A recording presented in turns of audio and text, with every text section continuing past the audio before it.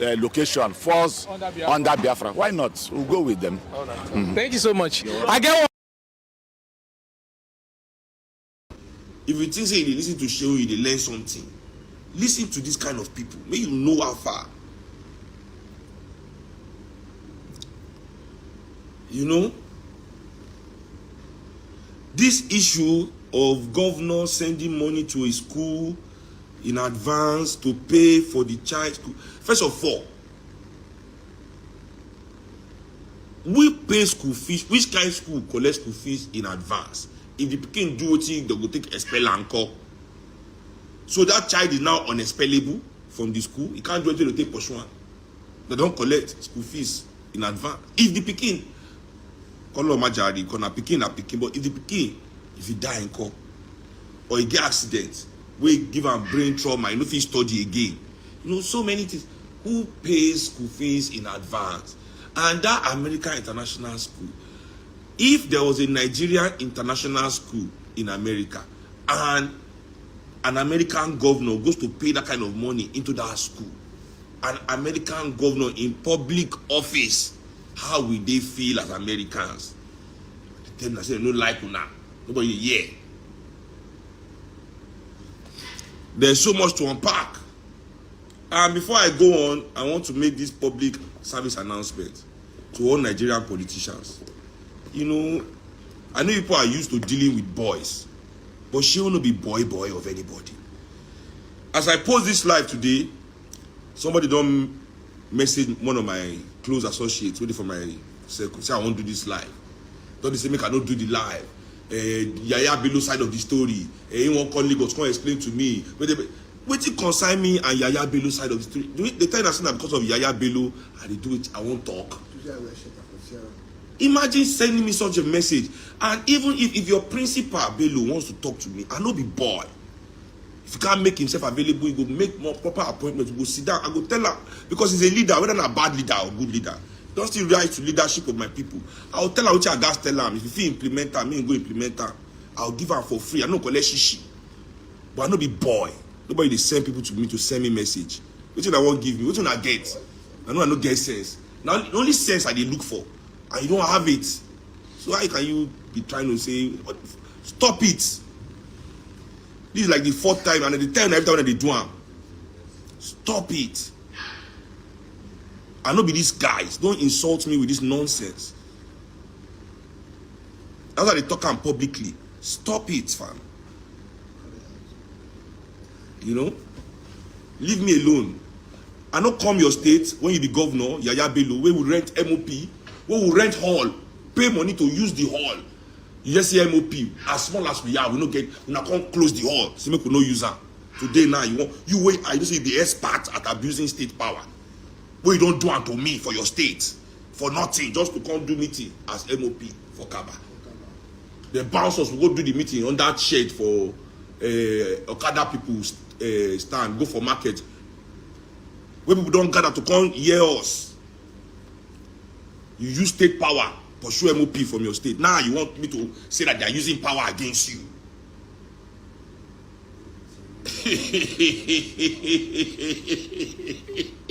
These people, man, they are delusional. These people are delusional people. Delusional people. Delusional people. That's what they are. Delusional. When they send I hear boys to me, but they mad me. When they respect me, when they let us insult ourselves, because that's an insult. So there's a lot to unpack. Let's begin to unpack it as Nigerians together. There's so much to unpack in this story, you know, and I'll start with the corruption of it. Say this country, every professional is corrupt or actively complicit in some sort of corrupt practice. I don't know the kind of elite we will get for this country. Every professional job in Nigeria has been corrupted. And the corruption assists everybody in their corruption. There's no way politicians can be corrupt without the active connivance of experts and professors and lecturers that validate their corruption, that take it to the bank, that launder the corruption, that use it to give money to architects to build buildings, that are in real estate agents that are laundering money through the real estate sector to clean the money that has been stolen, that they will now use to pay school fees of their children. The corruption is intertwined to the doctor in the hospital, stealing from public hospital to his own private hospital, watching his own people die. People will not come to that hospital where he steal public funds. People will come and say they don't get money for card. You go, they watch people, they die for your reception. They watch people, they bleed for your reception. Completely, I don't understand how we don't turn. There's a lot to unpack. We will unpack everything. Because in a say this thing is some kind of, people are looking for money, people want to be rich. Okay, they say Yaya Bello has stolen 80 billion. Let's go into the mathematics of what 80 billion naira is. Let's go to again.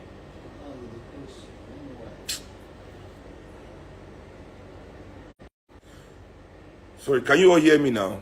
Can you still hear me? Because sometimes this thing, once they don't call it like this, I see your this thing will just disappear. Can you hear me? Okay, thank you.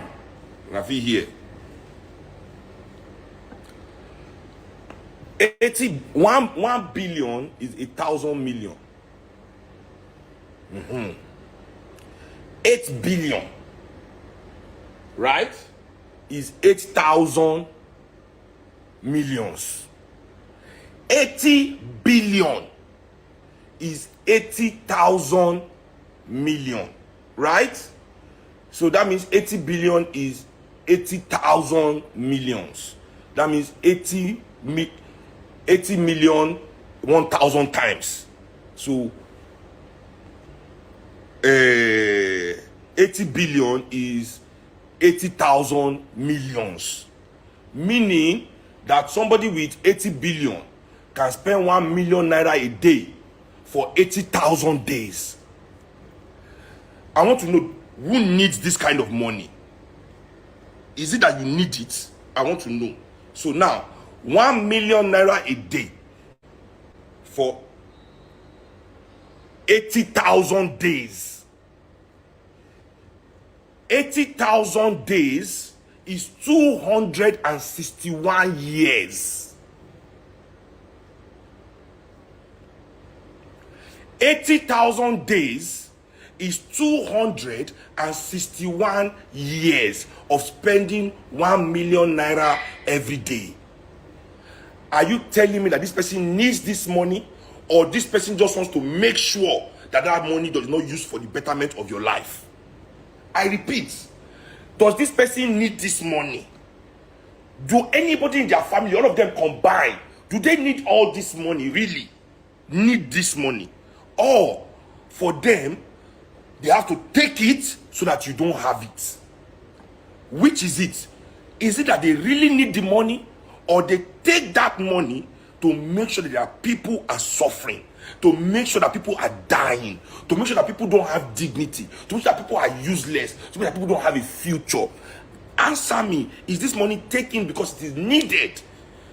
1 million naira every day for 80,000 days for 261 years, that nobody alive in his family today will be alive when that kind of money will finish. Do you need it, or you are just so wicked and you have planned with people that hate your people to make sure that your job is to make sure that your people never see that money in their lives? Because you can steal 10 billion. You can steal 5 billion and be okay. You can steal 1 billion and be okay. But you choose 80. There's a reason. And not be only Bello. Ladies and gentlemen, we see they follow a Mefele drag case. How much all the use of card they indict them, find them guilty. All these governors. Now nothing happened to them. Now so when Ambode come up for governor of Lagos State, when Ambode enter as governor of Lagos State, no kind atrocity, no list against Fashola. So they say they use 100 million naira do only websites, billions. Fashola became minister, meaning that the governor was talking rubbish. or nobody cares. This is how all the governors in this country. It's an attack on our lives. These people are agents to destroy our lives. They don't need this money. Is what I'm. Do you need it? You don't need this money. These people are agents to destroy our lives. There's so much to unpack in this situation. The man thinking about it, and you people, I'm sure it's what you're going to wear to the club that you're thinking about this night. All of you are already picking clothes. This is about the pick clothes, I cannot lie, but I'm picking clothes and I'm still thinking about this. Well, I know the great, I know the life picking clothes. When last did I leave this house? Everybody outside annoys me. I don't even go outside because I don't want to go outside because I don't go break person's neck. Whichever you do, they irritate me. It's true. Whichever you do, they irritate me. Make I go, oh shit, I broke a nigga.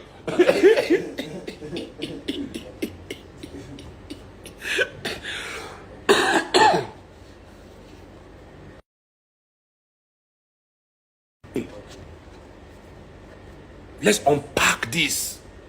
We have to because waiting all over Nigeria, all sorts of crime, criminality. We're going to hear them every day.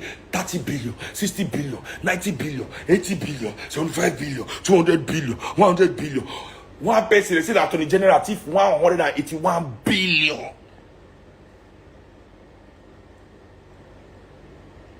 Does anybody need this money? On again, just to make sure that you don't have it. Because that is public housing money. That's public housing money to put thousands of people in house for the rest of their life. That's public health care money to make people hell and healthy.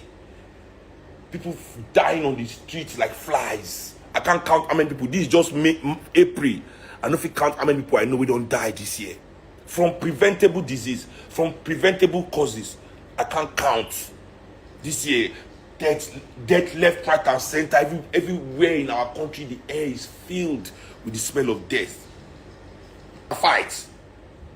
Not knowing that they are saving your life by not allowing you into their space. But I don't understand why would they think if our governors are not allowed, if the rich people of this country are not allowed to enter the market, the spaces of all these white people, don't you think all these foreigners, don't you think they would have built their own? They would have been forced to build our own by force because they need those things.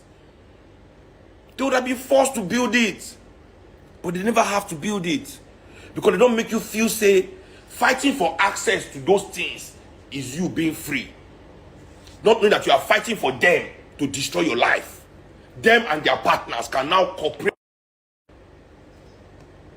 If Nigerians were not allowed into that school, American International School, 1.1 billion of public funds, naira, now they pay $700 and something thousand for school fees, which is over 1 billion naira.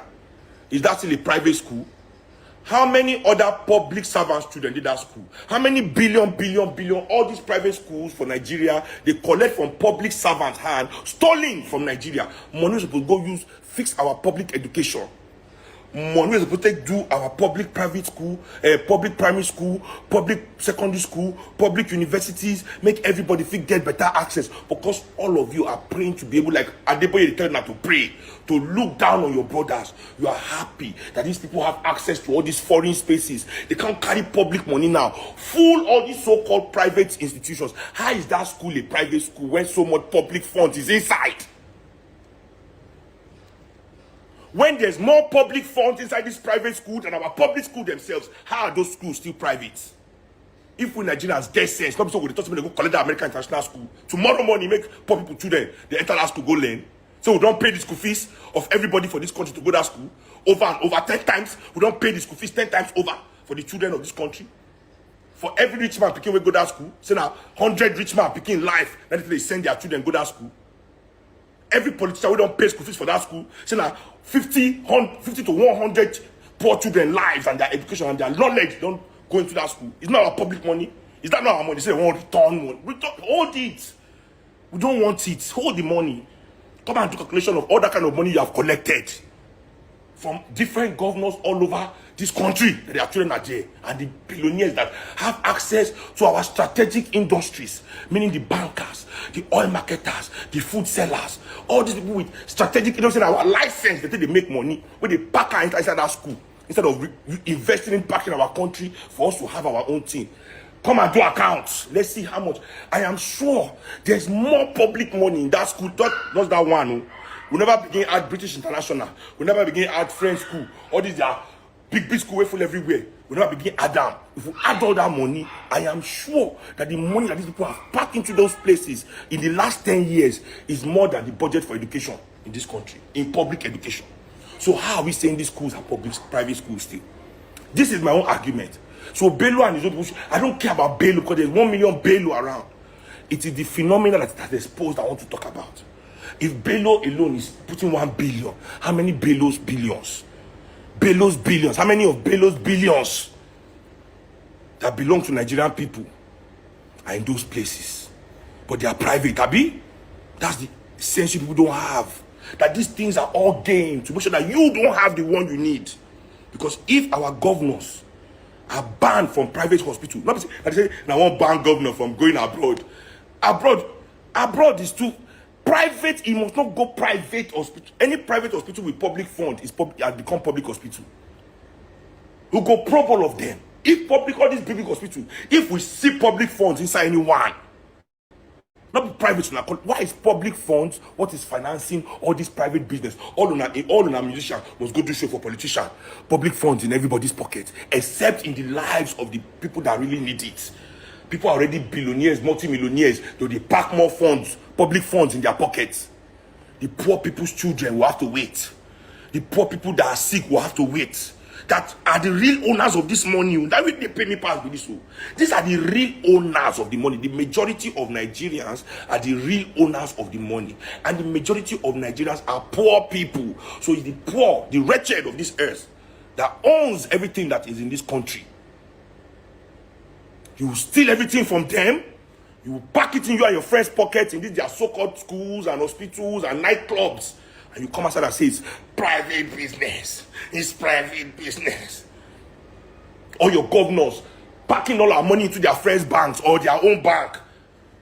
Make I not talk now. They go say they attack him. I'm always attacking him. I'm saving money in Anambra. Carry all the money in Anambra for 8 years. Now inside your family bank will be chairman before 90. The whole money day. I'm saving money for. I save money for 8 years inside your own bank.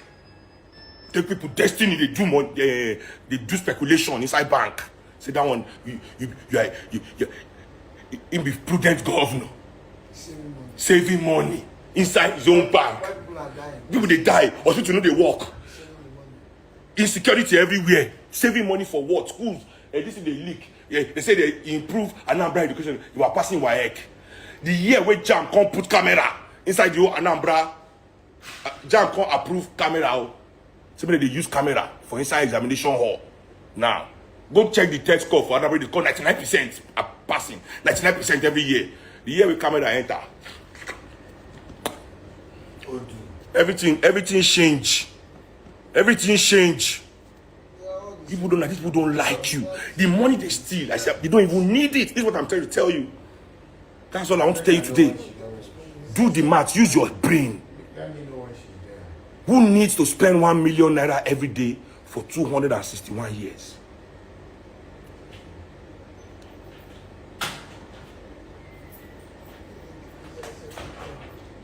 Who? All this American International School is a public school.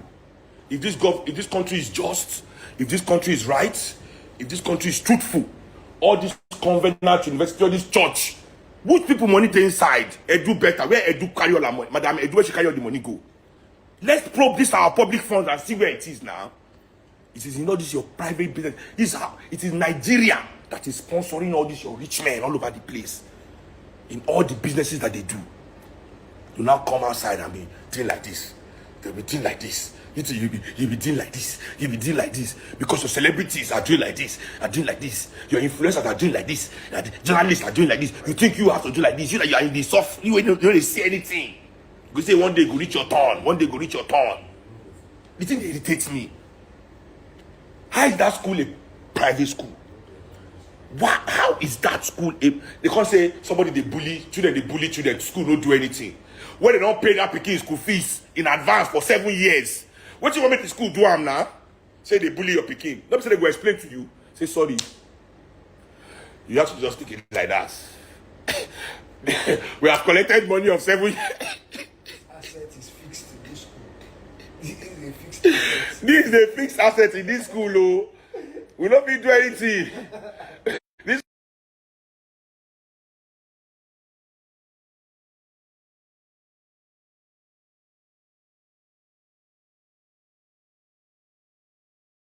I'm here. You know, I want to shut down our own network for Nigeria because of me. I know you cannot target me alone. To target me, you must target like 500 people in this area, 600 people in this area. And I must free them and free me too. Free me too. I'll wait here. Are you back on? I'm back on.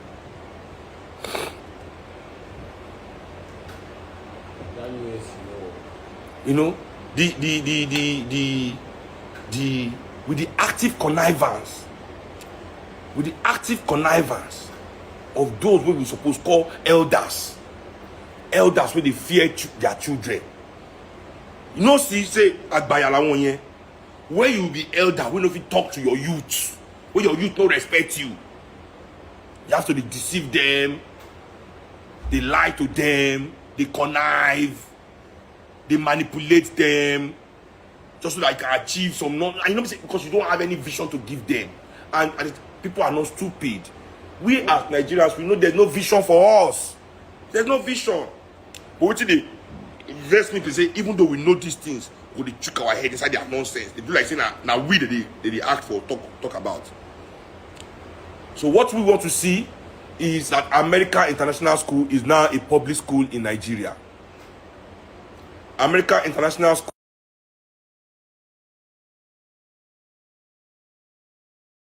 What test do you people want? Your private institution can no longer be run with our public funds. That go say go sit down. They'll give out billion. Everybody private institution full of public billions, except the people that need the billions. No. That go tell family now bring all the limestone from heaven. No, they talk that thing and that tata they combine. They drag and come from heaven. They come put out for that Kaba place, that place where we get. Now them bring and come Nigeria. That limestone, where they do cement. No, this Atonwa, they bring them from heaven. Not be we Nigerians get them together. If I hear pin for that one, it's for Dangote family. They brought it directly. Allahu Akbar. They brought it directly by themselves. They just drag them. You know, they born men children for that family. You know, when they burn them with the limestone, they are betting process. Nah, national event now. Masquerade they cover everything because if they cover with limestone, you don't need to burn limestone. For me, from where? Oh, yeah.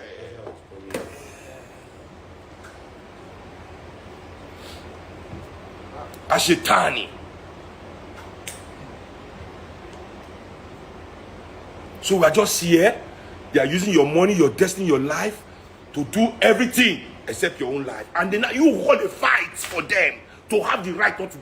Like say, as you want to tell somebody what to do with his own money. How is it their money? As in that thing they invest me. How? We must ask how you earn the money. When I say my money, I know what in me. I know what I sweat. See, my music. Without me writing that music and without me going to perform it, it will never exist. So I earn directly from my hard work.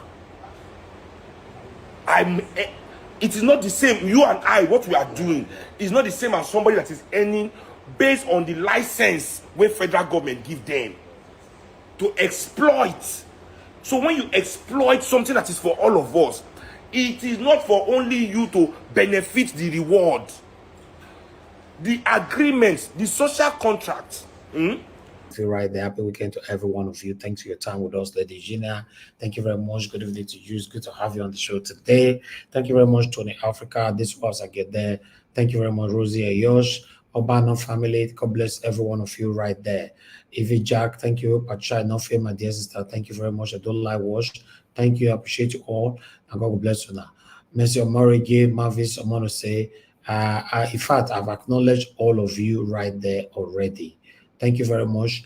Michael Abba, thank you very much for your wonderful comment. I have to keep this comment because that is a wonderful review from you. I put on the screen again. You said, I'm proud to be associated with Nigeria Watch. I thank God for linking me to this channel of truth and nothing but only truth. And the wonderful panelists, God bless you, Mr. Nigeria. And God will bless you too, Michael Abba. I like things like this. Trust me. I value this kind of text more than $1 million. Yes, because it pushed me to do more. It encourages me to do more. For everyone of you that is always leaving wonderful comments, praying. I saw lots of it on this particular platform and previous ones as well. I want to say I'm grateful and God will bless you now. Thank you very much. My sister, Jesus is my father. It's good to hear from you. Thank you, Rosie Ayosh, and many, many, many more right there. And God will bless you now. Mother Tammy, it's good to have you on the show. Elazebere, Esther, and God bless you all. Thank you very much, Semota. God bless you all. I want to be Ferdinand in the building. Epa, where have you been? We've missed you. We've missed you. It's good to hear from you. Thank you very much, sir. Thank you. The mention your name, don't super chat me already. You must leave your footprint all the time, all the time. Thank you very much, and God will bless you. It's good to hear from you. We don't miss you, Sha. You know, please, you guys be showing face. Let's be seeing you guys. I appreciate you, sir. Thank you. I appreciate every one of you right there. It's Saturday. I'd like us to talk about the things that's affecting you and I. Got Chris Dublin, thank you very much, sir. Good evening to you. Mr. Johnson Emmanuel, thank you very much, sir. I appreciate every one of you right there. And God will bless you now. And God will bless you now. I'm going to post out a link right now. We don't have any other video. I just told that is the only video I want to play today. Then I'll move on to the topic that you're seeing right there on the screen right now. But meanwhile, a link has been posted. Click on the link, join us here, and let's talk about the things that's affecting you and I. As you can see right there, the surprise, the shocking one is that WAEC have deleted online video evidence showing how Peter Obi took Anambra State to #1 in Nigeria. The same WAEC that posted the video many years ago have just suddenly deleted the video from their website. Then why? I'm just asking, why? Why would they do that? You know, why WAEC delete that video? But meanwhile, people have responded. Before I come to my own panelists or my callers, you know, I would like us to take people's response here quickly. As you can see, the first person on the on the screen, Ike Shuku, this is a pure sabotage going on just to try and bury the good deed of Mr. Peter Obi. But someone somewhere must have this video, and it will surface again someday. Then someone else went on, Engineer Shaibu. WAEC is now a part of the APC government. West Africa is captured. Then I have someone else here. Guru Beast Media said, such a shameful institution. While we have someone else who responded, Abdulaziz said, WAEC, they support certificate forger. Chai, what a time to be alive. A WAEC. Hi, God, oh. This thing shocked me why I see her today, sir. Ugowe said, soon foreign institutions will stop accepting WAEC Nigerian results. We are getting there gradually. Yes, very soon. If they hear this, all these people traveling to UK and other countries to want to go do your masters and all that, or to go study in another country, they will refuse your WAEC because the lane that the WAEC is going right now is shocking. Then WAEC reputation is smelling. Can WAEC tell candidates not to cheat on exam day? WAEC itself cheats. Then that is WAEC, when they posted it, Dr. Peter Obi, how Anambra became #1 in WAEC and NECO. That is YouTube when they posted it years ago. Somebody went to printed it, to screenshotted it out. Apartheid said, a WAEC that lost integrity during Buhari's school certificate saga. APC brought shame and backwardness. Then we have someone else who responded saying that this one is coming from Odogu. Tinubu was employed by Fulani oligarchy to rule Nigeria for a certain period known to them. So if you are not employed by Fulani oligarchy in the Nigerian affair, I think you are wasting your time, just as Okwota. Okwete, I don't know what that means. All right. Bright Friday said, that's exactly what His Excellency Mr. Peter Obi means by dismantling of criminality and political rascals. The man knows what he's saying. Nigerian fight now between the evil, devilish people and the good people. Don't play. All right. We have Gitelos. WAEC has become a disgraceful education board just because of the type of certificate foreign leaders that bought an INEC win. Okay, then the last one that I have here before I take on the article, Jacob Ikechukwu said, there's nothing all these rogue institutions can do about Peter Obi. Truth is constant. No matter how they delete, manipulate evidences to cooperate with the very corrupt political establishment, Mr. Peter Obi is a political saint and not their mate. We value him. So my people, now so we see this one shocked everybody today. A lot of people responded to it. I only just thought I should bring the one I can. You know, if you go on Twitter now, you will see what is currently going on right there. While somebody also posted this one, describing the state of the nation as this. Do you guys agree this is the state of the nation? Yes, it's crazy, man. It's crazy. We are praying. We are praying. Many of us said we should be praying, and we all are praying. So let's continue to pray, my people. Now to try. Let's be praying. Oh, will they play for Nigeria? I'm telling you, we are playing. We are not serious. They are the one that bestowed this backwardness on Nigerians since Nigeria was created. The things that has affected you and I, they don't talk about it. They don't talk about it. It's difficult for you to see this satanic set of pastors coming out to speak about this satanism that is affecting us since Nigeria was created. It's difficult. They don't talk about it because it's just like day your day, my day, my day. Don't step on our toe, we'll not step on your toe. That is the life we are living in Nigeria because the pastors already know the day they dare to step on the toes of the government will reciprocate by stepping on their toes. Then they'll be in trouble. That is why you see the pastors that don't speak about it. We are in big trouble in Nigeria. Let's say it how it is. I'm not interested. Whoever that's going to be offended with my speech. People that have been recycling themselves since Nigeria was created, all of them are affiliated. All of them. They are part of the reason, the part of the problem that is affecting everyone of us today. All of them are affiliated. Some people will say, let's be praying. Let's be praying. Yes, I pray. I communicate with my God, but I'm not stupid. And I can never be stupid. I will not allow myself to be stupid. Most Nigerians, statistically, 75 to 80% of Nigerians, both home and abroad, all of them have succumbed to this satanism of believing these satanic pastors because you choose to be gullible.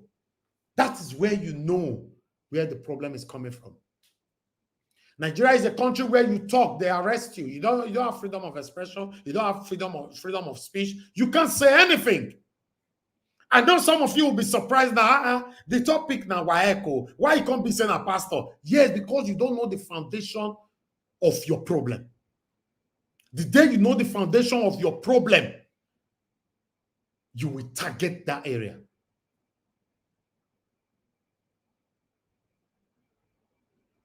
Yeah, listen, Ikeshuku, Joe Best, Ikeshuku, you say, stop the speaking nonsense. Why are you saying all pastors? You see, if you use the word nonsense again, you'll be blocked on earth and in heaven. But nobody will block you today because I believe, because I've not seen that name before, I believe it's your first time. So next time, you can disagree with my speech. We don't have a problem with that. I'm protecting this satanic set of pastors. Yes, they will be telling you, God is doing it. God go do him. God is doing it. You live in UK. You live in America. Go back to Nigeria. I mean, you allow God to do it for you there. If you are not selfish, God is doing it. Let's pray. And you are in Canada. You are relaxing. You are enjoying your life. Why did you left Nigeria? Move back to Nigeria. Share the pains with the people that live over there. Then I'll know that, yes, you know what you are doing. It's just that during the time of 2023 general election, you see people that live abroad were supporting satanic parties like APC and PDP. They were supporting them. I was like, wow. And you live abroad. You are enjoying the sacrifices that this same country where you are living, that the people put in years, decades ago, or century ago. You are enjoying it. And you are telling our satanic satanic politicians to continue. We have a long way to go, my people. We all have a long way to go. I've said it before. You see me, Mr. Elvis, my name. I will never succumb to satanism. I'm not saying this for you to like me or hate me. This is my life. No. Never born that politician. You can't give me money. You're going to give me condition. Or you're going to tell me, say, you know what? We want you to reduce the way you talk about us on your platform or whatever and all that. Listen, in case you're not aware, most people that have said, and I quote, I don't want to talk, I don't want to die. I don't want to question these people, I don't want to die. As we speak now, many of them have died in result to the things that they avoided in addressing. Yes, many of them have died. Either they drive, you fall for pothole, you die. Or you drink water, wait, go enter inside, eat all your intestine, you die. Or anything just happened, anything. This is where we find ourselves. For me, many of us are gullible because we believe that if we pray directly to God, God don't answer our prayer. You must go to one particular pastor for the pastor to lay hands on your head for you to be blessed. Pastors are part of the biggest problems we have in Nigeria. They are the ones that allow this satanic set of people to continue to recycle themselves, to deliberately impoverish us to the situation, to the state where we are today. But guess what, guys? In case you are not aware, it's going to continue to get worse. Yeah, if you are waiting, if you are part of the people or you join the people that is believing that, Nigeria will be better soon. Nigeria, until we stand up to tell this government, say no. Like I'm doing. I'm doing my part already. Every day I come here to tell them no. Every day. That is the best I can do. Anything you know, say you still do. Do your part. Let them know that we are dissatisfied with how they are treating us. Somebody go pay $800,000 in advance as school fees. Then you are still seeing some youth. I saw a video the other day, some people advocating and supporting, protesting for Yaya Bello. I was like, oh my God. How did we get here? How much they pay these people? They to pay them and give them maybe 200,000 naira or 100,000. I don't know how much they pay them. So I'm gonna hit the streets. Protest, say EFCC can never arrest me. EFCC can never arrest me. I told you guys before, the way Tinubu became the president of the Federal Republic of Nigeria, I never supported it. In fact, I didn't support Tinubu. I'm still not supporting Tinubu. But if Tinubu can help me and those that believe in my own ideology to arrest, even though he's corrupt, but if he can help us to put all these people in jail and throw the key inside the sea, I will be the happiest person on earth. But at the moment, we have still not seen anybody they have arrested successfully, say DJ, say they sentenced them to 50 years. We have not seen. Normally, if we wanted to eradicate poverty or corruption, let me say corruption, it's supposed to be capital. In fact, capital punishment must be reintroduced for corruption. In China, now zero corruption. In all those Asia culture and all that, many others, I can't remember their names right now. Zero tolerance for corruption. They don't take it. They don't accept it. Now only Nigeria, 9 person go do corruption, go church, go give testimony. Pastor go say me come sit down for front. Now only Nigeria, our leaders will steal our own money. They'll go to their community. The same people that they are impoverishing will be hailing them. They will be hailing them. Some of our lazy Edo youths. What do they call them? Leader! And I saw they talk like Agberu. My talk, I'm out the talk. They'll say, leader! Hey, leader! I'm a leader with that. I'm a leader. Leader! They talk like Agberus. The people that went to university, that have degrees, you need to see them talk when they are on live. Hey, my leader, with that, I'm not talking to them. My leader, with that, they talk like, oh God. I have a long way to go. Good morning, good afternoon, good evening to every one of you. It's good to be back here again. I would like us to start talking. For those of you that want to call in, this is the best time for you to call in. Quickly, I'm only going to take 5 calls, 5 maximum. It could be 2, because I want us to talk so that we can end the show on time.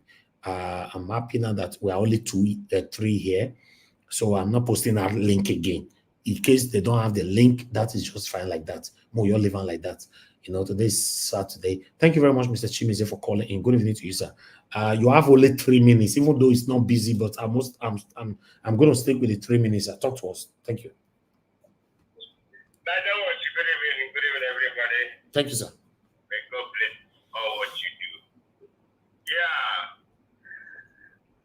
Nigeria is a, I don't know, every day, one story or another. It's evil that have eaten Nigeria already. How can you delete WAEC? How can WAEC delete evidence of what a governor did? That's sitting there for a while now because he's using it, for references. Now they say, this one is using this. Yeah, man, like people that say, APC have already, enter WAEC. Now, this is too bad. This is too bad, Nigerians. What's wrong with these people? And why Nigeria don't like history? This is the reason why they read the Biafran history. They never teach it in a school. Nowhere I can find it. The first thing that happened. Why don't we like a history? Why you don't like history? Come here, you will see a history of all the whole thing. Here, the history, you will see statutes of this person. Come on. When Nigeria going to get it right? Why evil have eaten Nigeria? Then, Shemukuti. In fact, I'm disappointed. You have a voice. Yes, you're saying this way the politicians are corrupt. What do you do since all this while, since all this election ended? They have a voice. Have you ever one day said, okay, let me organize people, let me organize for protest, let me organize for this politician that are eating money? That's what he's supposed to do. Not coming to social media to come and rant. Because he has a voice. All of them, one way or the other, they are participants on this corruption. Because when the election comes, they're going to call them.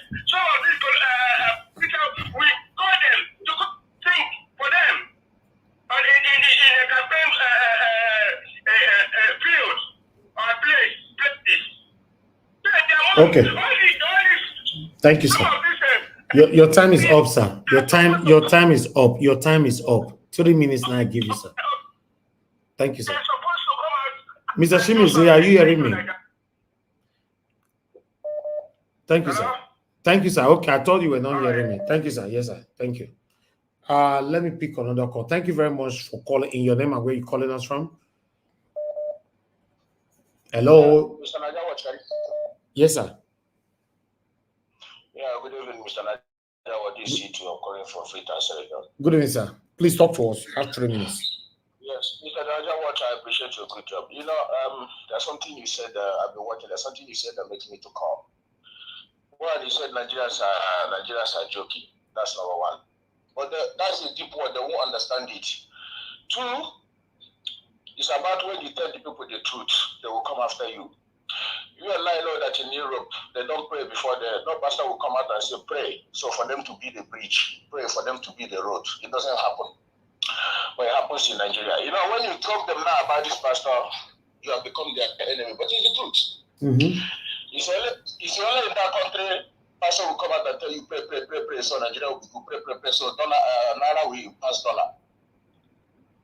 The type of situation in that country is what I keep asking myself. Did Nigerians actually know the problem they are into?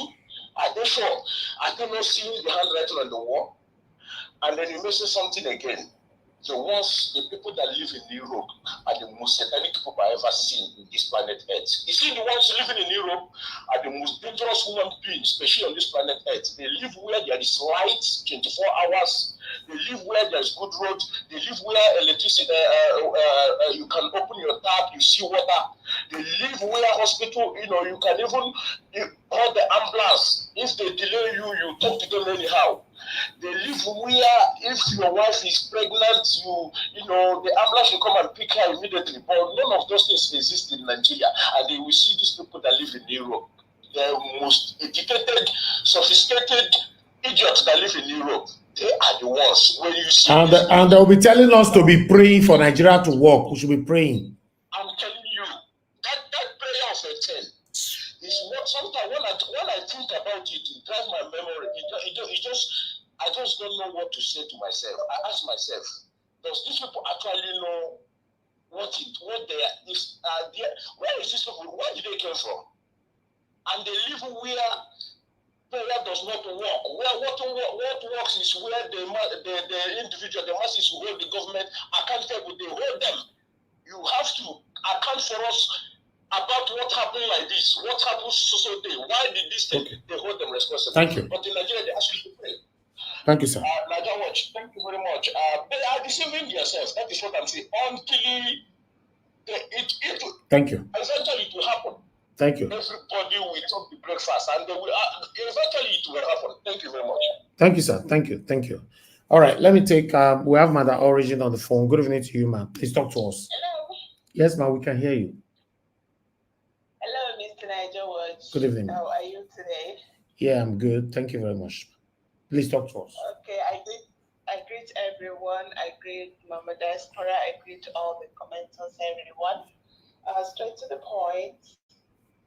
Something you taught us, you failed it today. You said, do not generalize. You mentioned all pastors. So based on that, yes, I totally, vehemently disagree with you on that. Yes, for using the word all. Yes, I agree. Yeah, I shouldn't use all. Yeah. The word all, almost what you're saying is like, it's a truth. The fake ones and there are so much going on in the what I call religion in Nigeria that has, made, when you call pastors, that also I want to include traditional leaders, imams, our elders. A lot of them have disappointed us, and so they need to wake up. They need to wake up. I say it, I repeat my proverb.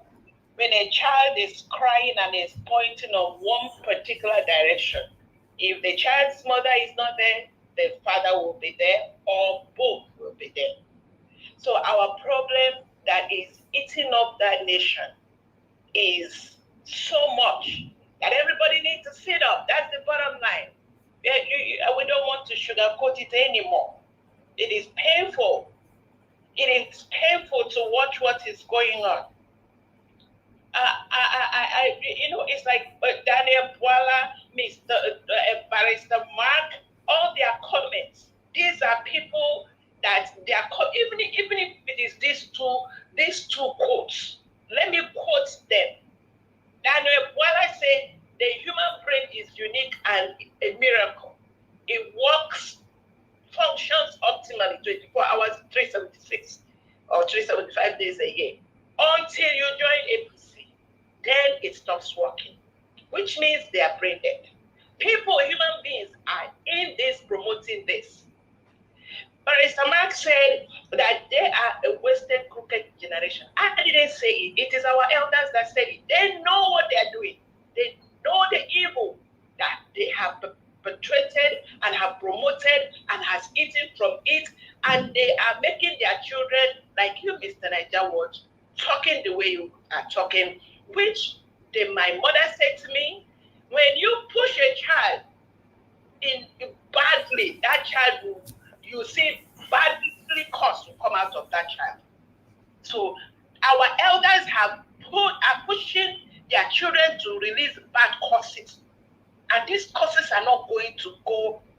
The air is hearing, the land is hearing. It is evil. It is only in Nigeria that you see a dangerous, life-threatening cancer diagnosed. It's not even that they didn't know.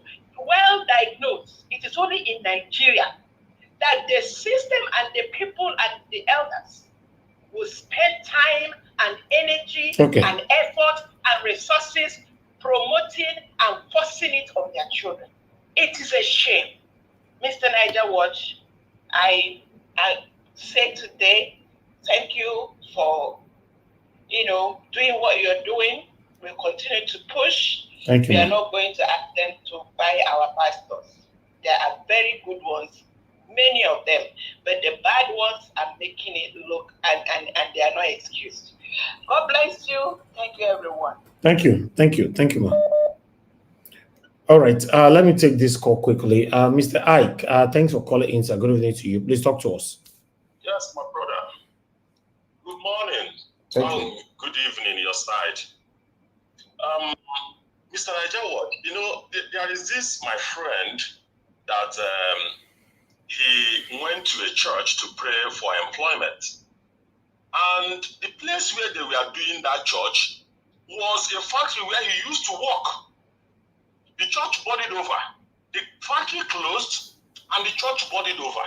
And they're using it for church. And he went there to pray for employment. How will he come? Will he fall from heaven? This is a factory where you were working. But because of government policies and other things, the factory closed and left Nigeria. A church bought the building and turned it into church. And you are inside that place praying to have a job. Bros, how would that work? How would that work? Yesterday, I was so down. My friend died yesterday. He's a reverend father. He was in Nigeria here sick. They went all to the hospitals and they say, oh, they can't find what is wrong with him. They can't find what is wrong with him. The Hannah had to travel to Egypt. It was at Egypt they found what was wrong with him, but it was too late. He died yesterday. He died yesterday. What kind of country is this? How can I saw your analysis? I was watching the video when Shehu was making the analysis of what 1 billion is, and somebody can keep this much. What are you going to do with it? Boss, we have a long way. Oh, thank you. We have a long way, man. Thank you, sir. Thank you. People don't know why we are angry. I wish some of you know, because sometimes some of us are we all want a better Nigeria and all that, but we are still stylishly gullible. We are not sure how we want to have it. You see, some of us normally say we should be patient. America got their blah blah blah in so many years. UK got their own blah blah blah blah blah. They'll start giving you some kind of comparison that doesn't make no sense.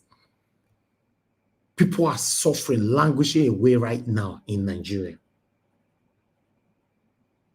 No light, no road, no security. Nothing is working. Absolutely nothing is working in Nigeria. But guess what? Tomorrow, you see how churches go full. Most especially all those front runners, all those top pastors who wanna know. See how their church go full. You know, they see we a packer. What is what is wrong with Nigerians? Eh? I've been in UK for almost all my life. I never see UK people. The only people that still carry the church matter, they confuse and deceiving themselves for UK, for example, now still Nigerians. Joey both themselves will get their country. Go to their church, Catholic. You see them. You go there, we do your prayer, they share biscuits and coffee round, and we pray. There's a basket there for offering. They don't ask anybody go and give offering. It's up to you. They don't ask you if you would like do. So out of 100% of people that came to the church to attend that Sunday, you see now only 2 people give offering or 1. Pastor, no, they ask you, and the 1 person will still give, pastor will not recognize you. Nobody cares. And if you're a member of the church, if you have problem, you have your documentation issues, church will help you to get them. If you have accommodation issue, church will help you to find where you go to live. If you have employment issue, church will help you. And they tell you how Igbo people think they do their own. But Nigerian pastors for UK, hey God, oh, now 3 services that they do, 3. The first one you go give offering and tithe. Second one you go give offering again, maybe another tithe. Third one you give offering tithe. Then I'll now come and talk about bountiful seeds. Then now also come and talk about give a provocative offering to God. Then now also come and talk. What is wrong with us? Why are you people putting us in the state of guilt? If you don't do things in a certain way, God will punish you. That's how these people have managed to capture most of our brains. That if you don't do things in a certain way, they have some verses that we read to put fear in you. You tell pastor that you have problems, will say, give a provocative offering to God for God to answer you. People where do this broadcast, when they talk so. Now, provocative offering they give to God, where they do where you hear my voice, and they hear your own. iPhone, all of us they use today, or different kind of phones that we are used to communicating with ourselves. Did they give a provocative offering before they were able to do it? Now, Nigeria person I get Facebook. Now, Nigeria person get Instagram. Now, Nigeria person get Twitter. Now, Nigeria person get the YouTube that we are using today. Now, Nigeria person get TikTok. Now, Nigeria person, all the prayers, make not tell me wetin this prayer where we they pray for Nigeria, wetin don't do for Nigeria. And if I can get one, just one. God have given every one of us the power to change our future. But we kept asking God for the same thing that he has already given to us.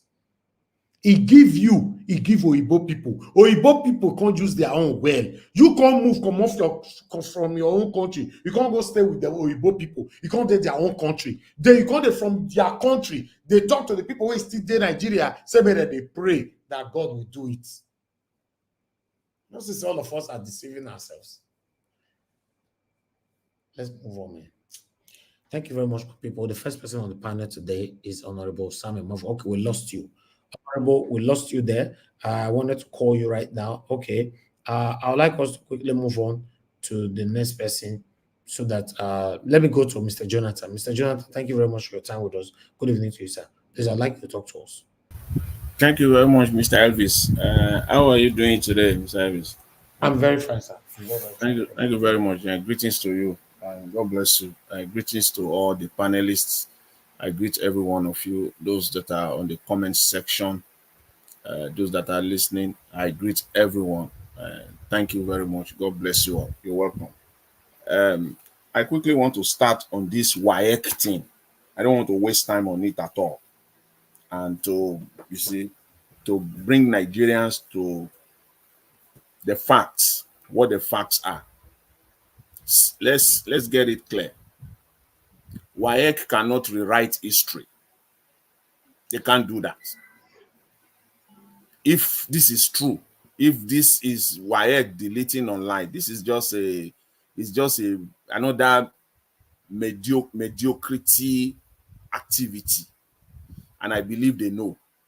It's WAEC we are talking about here. So I believe they know. This is just another psychophancy act. You see? So they can't distort history.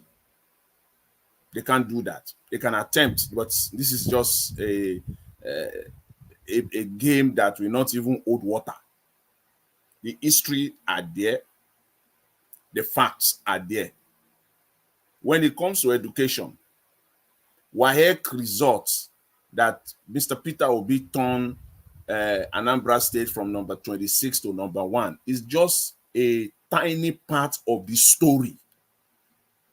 That's what we must know. So when we know this, this one will not even give us, we won't even waste our time on it.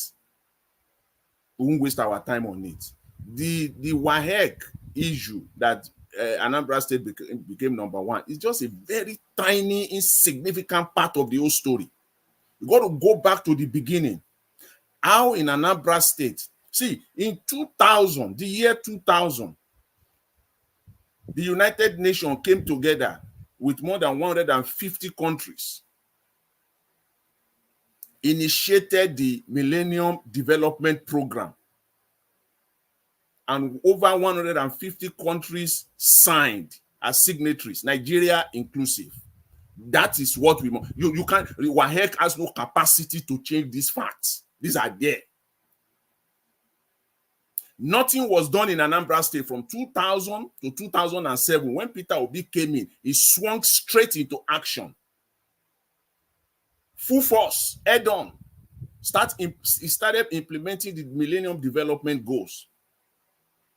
All the facts are there. Transparency International, they are all there. You can't even, where do you want to start from? The International Center for Investigative Reporting, they have all this, specifically on Anambra State, what they did. The Commissioner for Education under Mr. Peter Obi is still alive. What they did, he implemented the Millennium Development Program. The key aspect of it when in the area of education, that was what they focused on. These are the key things. So this WAEC thing is a child's play. Leave it aside. It doesn't even bother me. That is just leave it. First of all, when they talk one ranting, whatever his name is, the other week was talking about Peter Obi have not built any how many school, or has Peter Obi built any school at all. This is nonsensical. The key fact is when you see the process that the government in Anambra State under Mr. Peter Obi followed religiously the Millennium Development Goals in the area of education, in the area of healthcare. In the area of education, he ensured that there is access. In fact, see, if you go to he ensured that that is the key thing you want to ensure when you are talking about education. Access to education. It's not about just building new ones. They say that's what they do in Nigeria. We'll come to that later. It's access to education. Making sure that the children have access to education. That is it. See, in Anambra State educational system was so vibrant during Mr. Peter Obi that the state has the capacity to even bring in students from other states, and it will not impact their system. Access to education. Improvement of the school infrastructure. Students have access. Classes were not crowded. Please these are facts. They are all there. These are the facts that were considered at the end of the day that place Anambra State at the top. It's not just at the end of the day, you just pick WAEC. No, the WAEC thing was just a tiny part of the whole process. If you analyze it, it starts from, first of all, making sure that in Anambra State, there is access. Children have access to education across Anambra State. He returned the schools back to the mission, and he backed it up back then with 10 billion naira. 10 billion naira as a then. That's the kind of money you probably be talking about, 80 to 90 billion today. He backed it up with 10 billion. He improved the infrastructure of the school. Contracts were not given to regular contractors. Principals of schools were handed over money, and they are held accountable. He ensured that this is not just about starting school. That is one thing. You can go and carry all the amajiris in the north, carry all of them. Use your force and carry all of them, go and dump them in school. The question is, at the end of the day, how many of them will have completed the program, primary schools and secondary school? In Anambra State, the completion rate was the highest. Those are the indices. Access, completion rates. So children were able to go to school. Classes were not crowded. They are not overcrowded. In Anambra State, a whole school in Anambra State, you are having only about 300 students. Can you imagine that? The numbers are there. 200 students in some school, 400 in a whole secondary school. Why would the quality not be there? From JSS1 to SS3, the entire secondary school, 350. Some school, 390 students. Implication: each class will be having about 25 students, 30 students. That is standard. So WAEC cannot rewrite history. If they are doing this to pander to the government, I think they missed it. They missed it completely. We got to go back to the facts, how it all started, how it was achieved, how the results, the WAEC results, the NECO results, how they were achieved. We got to go back to how it was built. The structure did not just emerge one day. No. A solid foundation was laid the moment Peter Obi became governor in 2007. This thing WAEC is talking about came out around 2013, 2014. So what happened? Do you think it just came out like that? They went back and studied it, assessed it, review it from 2007 to 2014 before they can. It didn't just start like that. So, in an attempt to rewrite history for political purposes or whatever, shameful. That's all I would say. Shameful. It wasn't thought through, and it was just an irrelevant subject to me. The facts are there. So let's get that clear. They can't rewrite history, and they know that. And I will go to this video by Femi Kuti. Is it Femi Kuti? I don't know. The video was talking about Nigeria. Sheung Kuti. Sorry, Sheung Kuti. You see, we all know Nigeria is not a normal country. Everything is said there passionately. Those are the issues we have in Nigeria. Those are the issues that we're facing in Nigeria till today. Nigeria is a substandard country. Let's just say the facts so that when we say it, we will know. Because if you have a problem, for you to solve the problem, you must first of all identify the problem. We must know Nigeria is a substandard nation. Don't let us pander. Don't let us, deceive ourselves. It's substandard. And the people are used to that. They are used to mediocrity. That is why a governor will run a state for 8 years 8 solid years. And it is after he had left office, you are now pursuing him.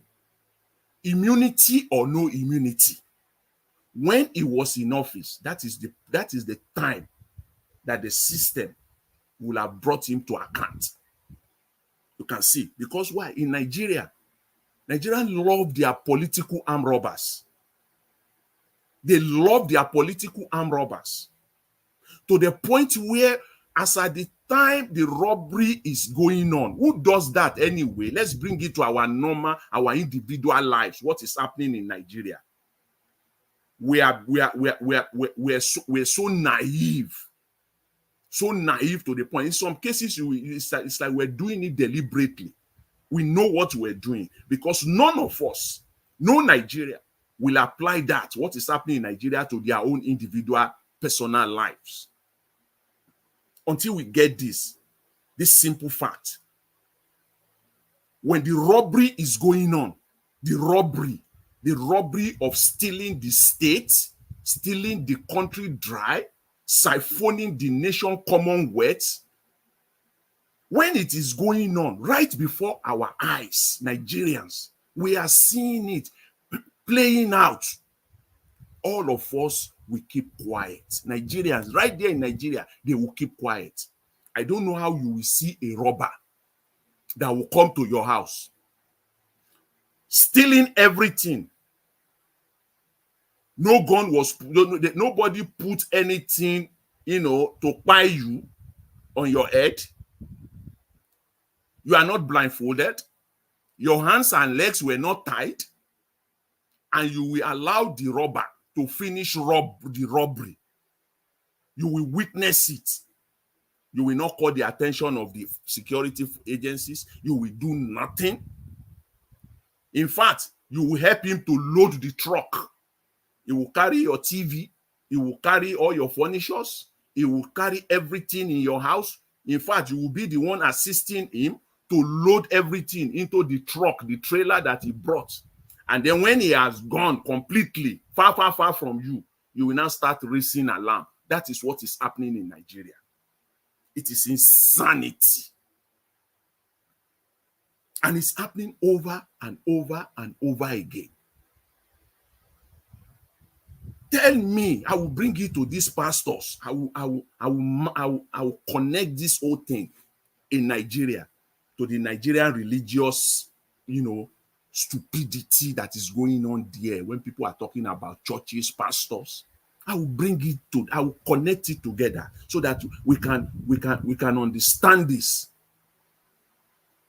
Which pastor in Nigeria, please, any mainstream pastor in Nigeria or a preacher in Nigeria, that people will not pay tithe and offerings for 4 weeks and he will keep quiet. I'm talking of the mainstream preachers and pastors. Tell me that in his church, first Sunday, people just come. At the end of the day, they all walk out. They said tithe and offering, 0. Nothing was done. Second Sunday, 0. Nothing was done. Third Sunday, he will not even wait till second Sunday. He will swing into action immediately. Things like, if you don't pay your tithe, you will go to hell. Things like you must challenge God. You must give. He will come out in a vigorous way, as if his life depends on it. He will fight it. Literally fight. He will fight people. And that is it. You go to church one Sunday, second Sunday, mainstream church in Nigeria, you don't pay your tithe. Bring that to what is happening in Nigeria. That a state governor or the government of the nation will not pay salary and pensions for 1 month, 2 months, 3 months, 4 months, 1 year, 2 years, 3 years, and people will keep quiet. Can you please connect this? What is the sense here? Why would people keep quiet? The very first month that a governor does not pay salary, that is that very month that it will be brought to account. You don't wait for that governor to not to pay salaries and pension for 2 months. It is stupidity. The world is listening. The world knows what is going on, that in Nigeria, they don't pay salary. A nation, Nigeria, a vast nation of natural resources, they don't pay salaries for pensions for years. In some states, pensions are not paid for decades. It's not normal. It's not normal. It is the first month that you don't pay salary. How dare you not pay salary when the money was provided? Nothing will be said. You won't hear nothing. You will, nothing. No press conference. Nothing to the people. You will just not the salary not paid, and people will just continue like that. Can they do that in their churches? Go there and don't pay your tithe. In fact, in some churches they will start locking you out. They won't allow you to come in. You are coming here. You think they will tell you? You think the seat you are sitting on is free? You think some churches have AC? You think we are getting it for free here? You think the fan that is blowing? Some people don't have electricity in their house for the past 1 week. It is only when they get to church on Sunday they will even see fan. They will see lights. For the past 7 days they have not seen. You think it's free here? Don't come here. Don't try that nonsense with us here. Pay your tithe and your offering. And these same pastors, these same preachers will not use their platform to bring the government to account.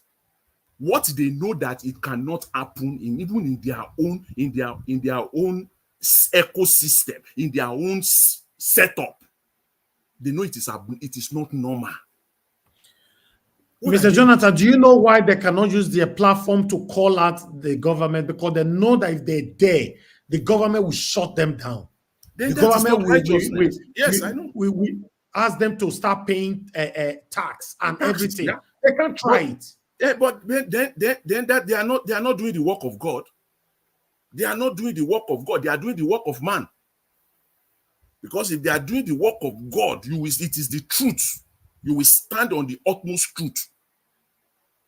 Regardless what happens, you will stay on the truth. Which pastor will stay? I still say this. Get this straight. Which pastor will allow his church?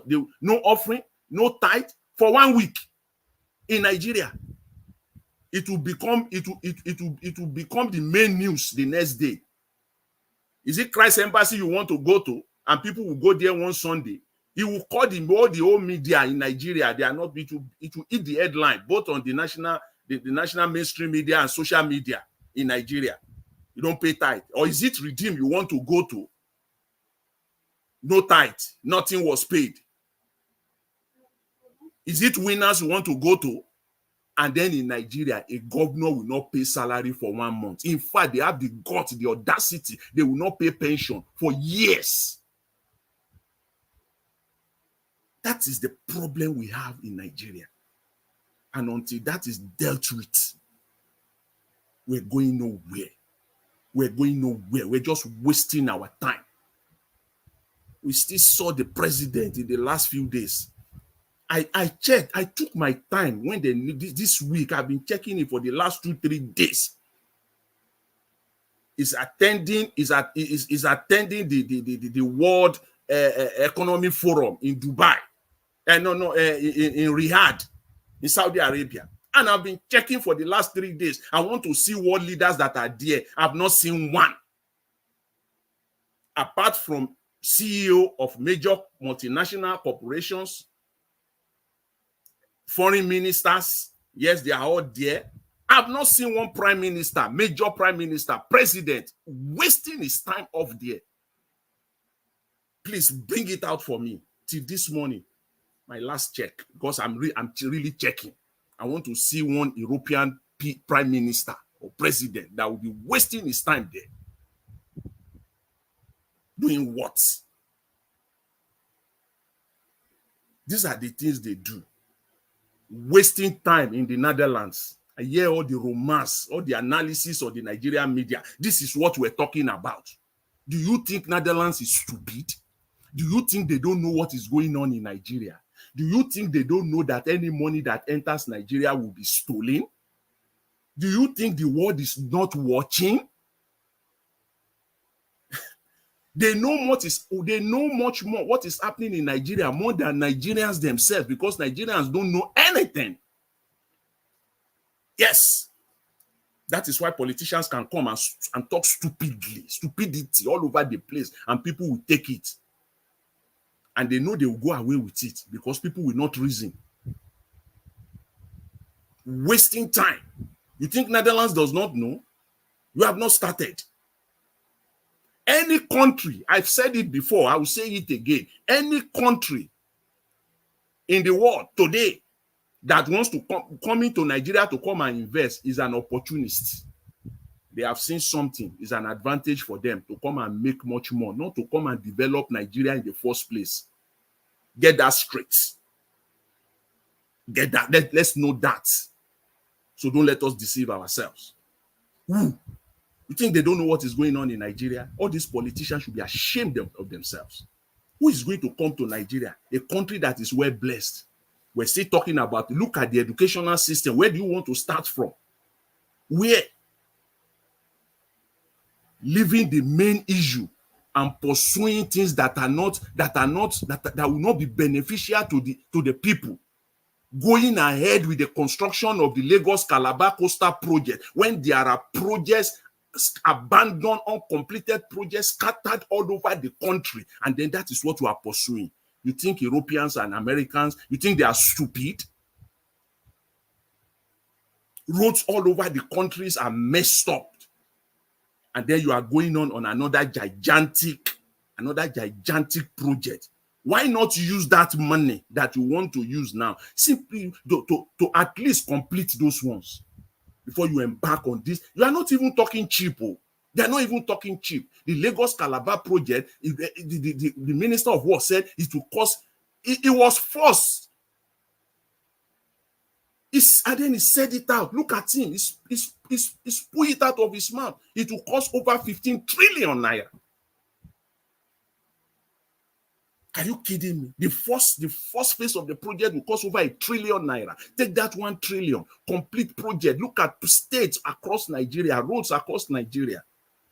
Before you know it, they will be talking about exclusive list, federal roads. Okay, federal roads. Use the 1 trillion you want to use for this first phase. Go and complete all those federal roads, all those uncompleted, dilapidated, death-trapped roads across the length and breadth of Nigeria. Start from Lagos, come down from Lagos, drive to Benin City. There are death traps all over the place in that state. Are you kidding me? The man that stole almost $1 million to pay school fees, Yaya Bello, go to Kogi State today. See the state of roads there, the flooding. Even in Lokoja, there. Not to talk of the other local government area, the outskirts of the state. Right there in Lokoja, when it rains, look at the flooding in that part of the state. And he stood there for 8 years, stole the state dry, and now he's using the same stolen money to fight the state. It's using the same stolen money to put up a team of lawyers to go to defend him. So, my people, this is where we are in Nigeria, and please don't let us deceive ourselves. We are part of the problem. Nigerians love their political arm robbers. They love them so much that they will defend their political arm robbers. We've seen some today. Okay. Mr. Elvis, I'll leave it at that. Thank you very much. I really appreciate it. Thanks to everyone. Thank you, Mr. Jonathan. Thank you very much for that wonderful submission. Yes, let's continue to say it how it is, my people. Say it how it is, because the problem we have in our country is huge. It's very, very huge. But let me call on Honorable Sam. Thank you, sir, for joining us. Good evening to you. Please talk to us. Honorable, you need to unmute yourself. Good evening. Good evening, Mr. Najawash.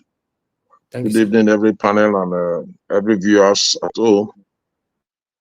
I'm delighted to still hear everyone's voice. I've been listening to people in their various submission. I listened to Elvis Kinley when he talked about the pastors. I listened to everybody in their own way.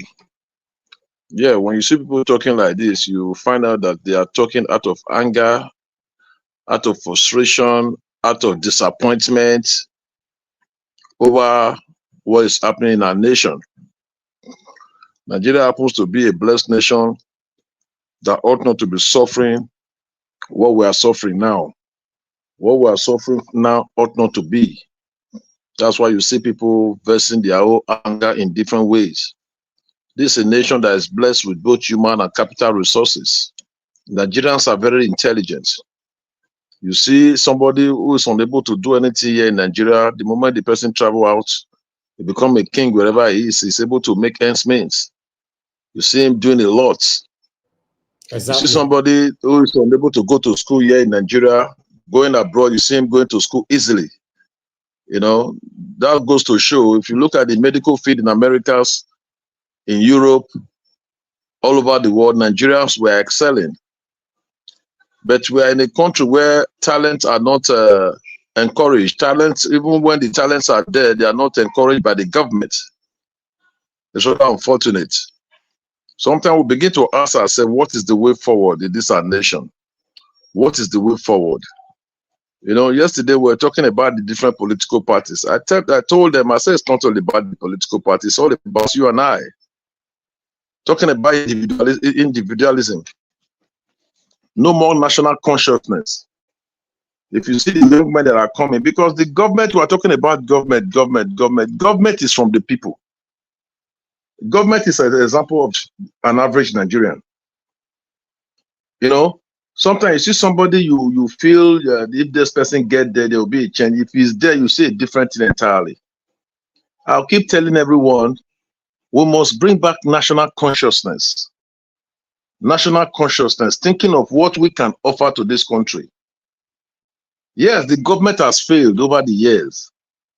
Failed in actually giving to Nigerians the dividends of democracy. I keep telling ourselves that major challenge we have in our country is greed.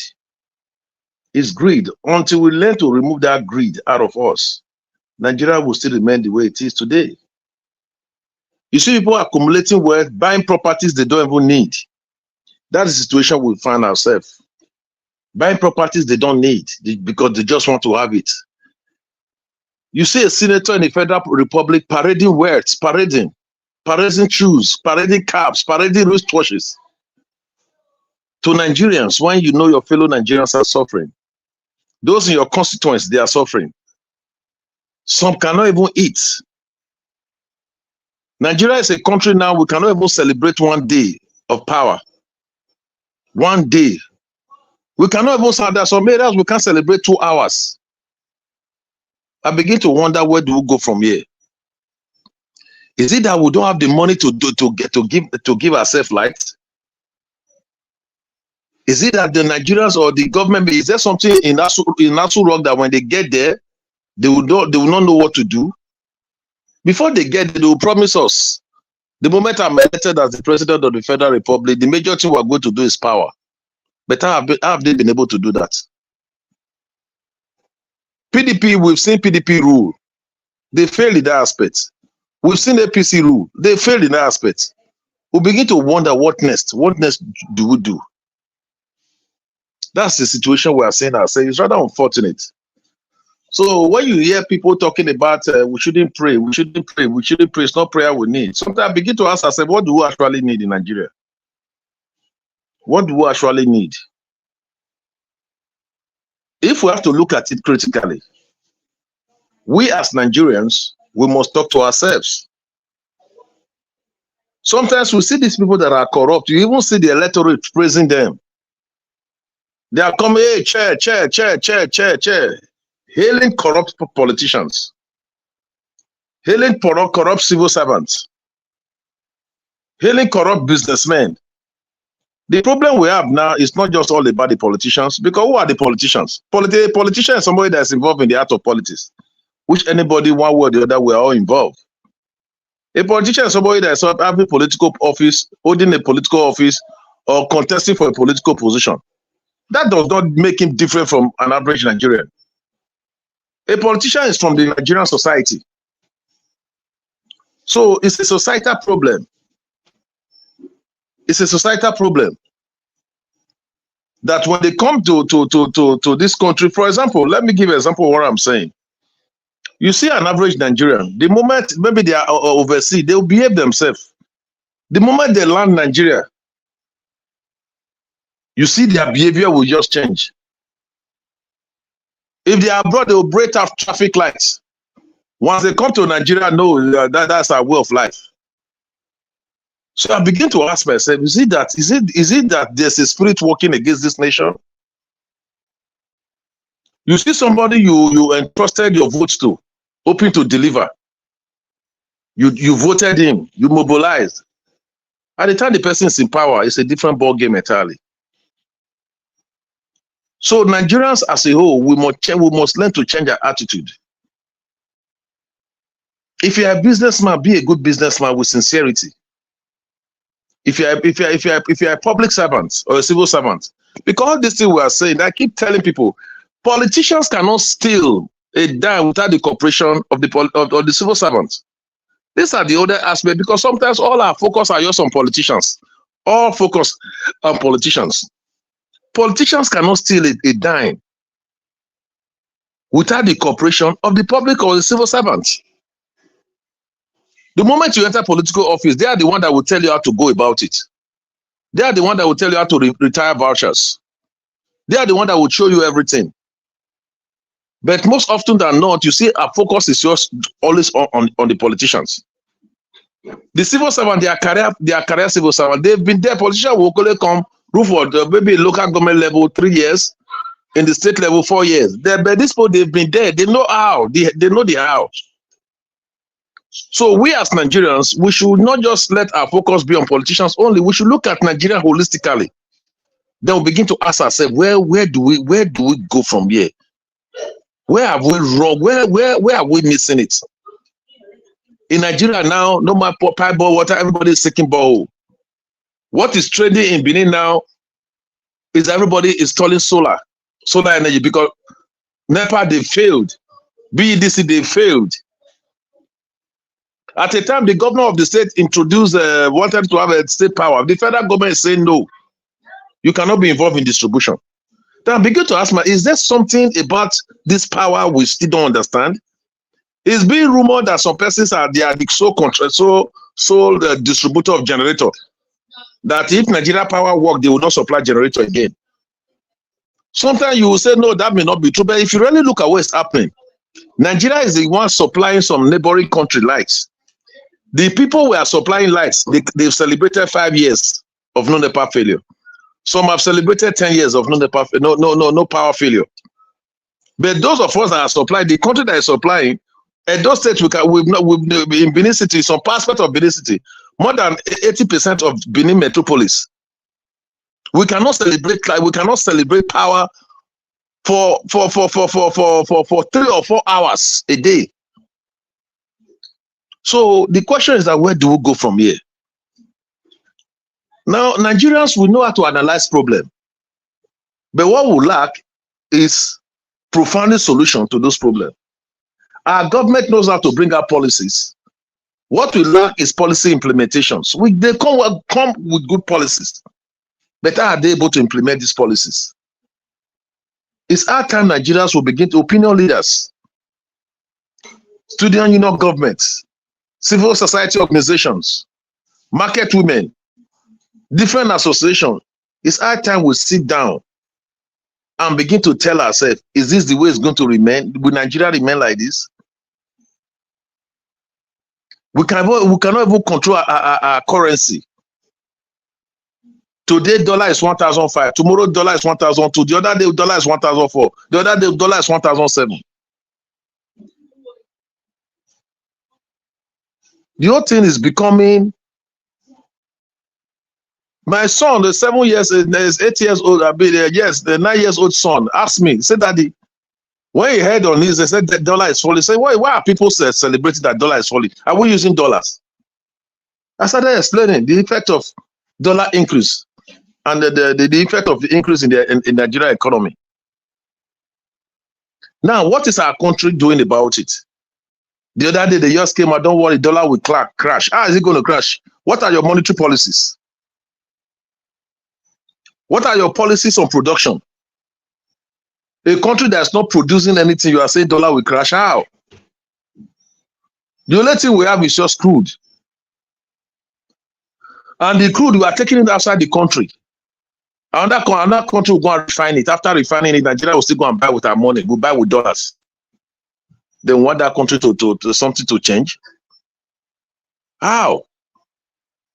The other day, I think when Peter B granted press conference, he made reference to agriculture. He made reference to the vast land in the north. When we were growing up as a young person in school those days, what we call groundnut pyramid, we were taught cash crop and food crop. That particular type of crop, they are cash crop. In other words, your Nigerian government will sell it outside, sell it and make money out of it. They will know the one that is food. Yes, it's for local consumption. But today, what are the crops we can boast of in Nigeria and say these are the cash crop? What are the crops we can boast of? Where are the cocoa pyramid? Where are the groundnut pyramids in the north? We don't see them anymore. So if we must go forward as a nation, we must go back to our drawing board and begin to wonder, what do we want as a nation? How do we take this nation forward? In economics, we are taught of specialization, country specialization, specializing in what you are good at. If you look at Nigeria as a country, we say Federal Republic of Nigeria. Are we really Federal Republic? Are we practicing federalism? The answer is no. Not through federalism. If we cannot practice federalism, we should try co-federal system. So if you look at Nigeria holistically, you know there's a problem somewhere. The question is that what is the problem? How do we go about it? Is it that our leaders, they don't know what to do? At least our former president, our present president now, he was a governor of a state for 8 years.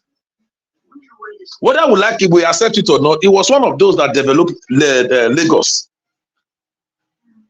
He built the foundation which other governors are now building upon in Lagos State. Now, what are they now doing in Nigeria? Can they bring the same policies? Can they talk about industrialization? What can we say we are good at in Nigeria? What is that particular product? We can say, okay, this is Nigerian product. We are good at it. Let us concentrate it. Let us supply the whole of Africa. They are not good at anything. They are just sharing money. They are sharing money within themselves. So that's what I'm saying. What are we really good at? It's a question I'm asking myself.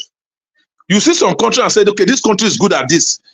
The only thing I even know at the time, they say, okay, Nigeria is good as it's maybe electrical cables. Say Nigeria cable is better than UK cable.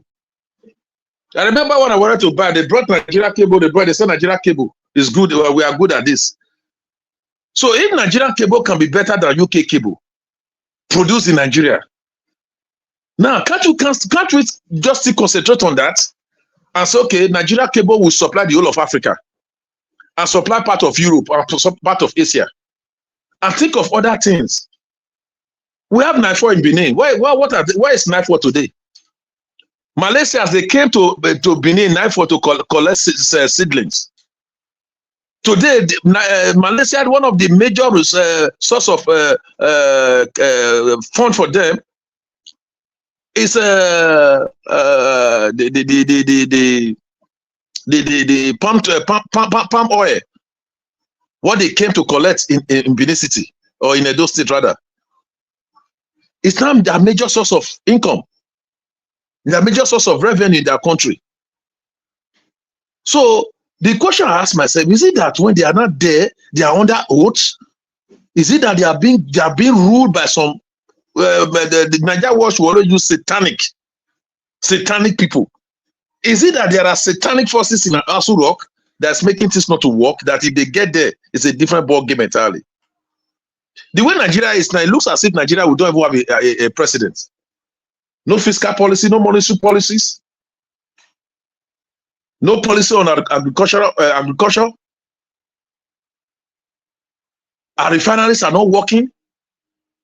They are enjoying importing fuel.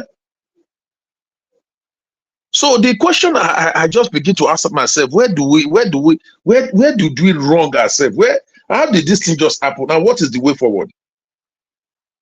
It's a question I ask myself. Sometimes I don't even know how to answer it. Sometimes I'm even not proud to introduce myself as a politician anymore, with the way things are going in this country.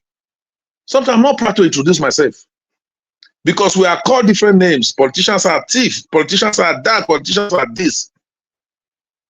Will you blame them? Yes, it is because they believe these are supposed to be our leaders. So the whole thing, if you look at Nigerian problem, started from the amalgamation of 1914. Amalgamation of 1914. I keep telling people that's where the whole problem started from. The merging of the northern and the southern, the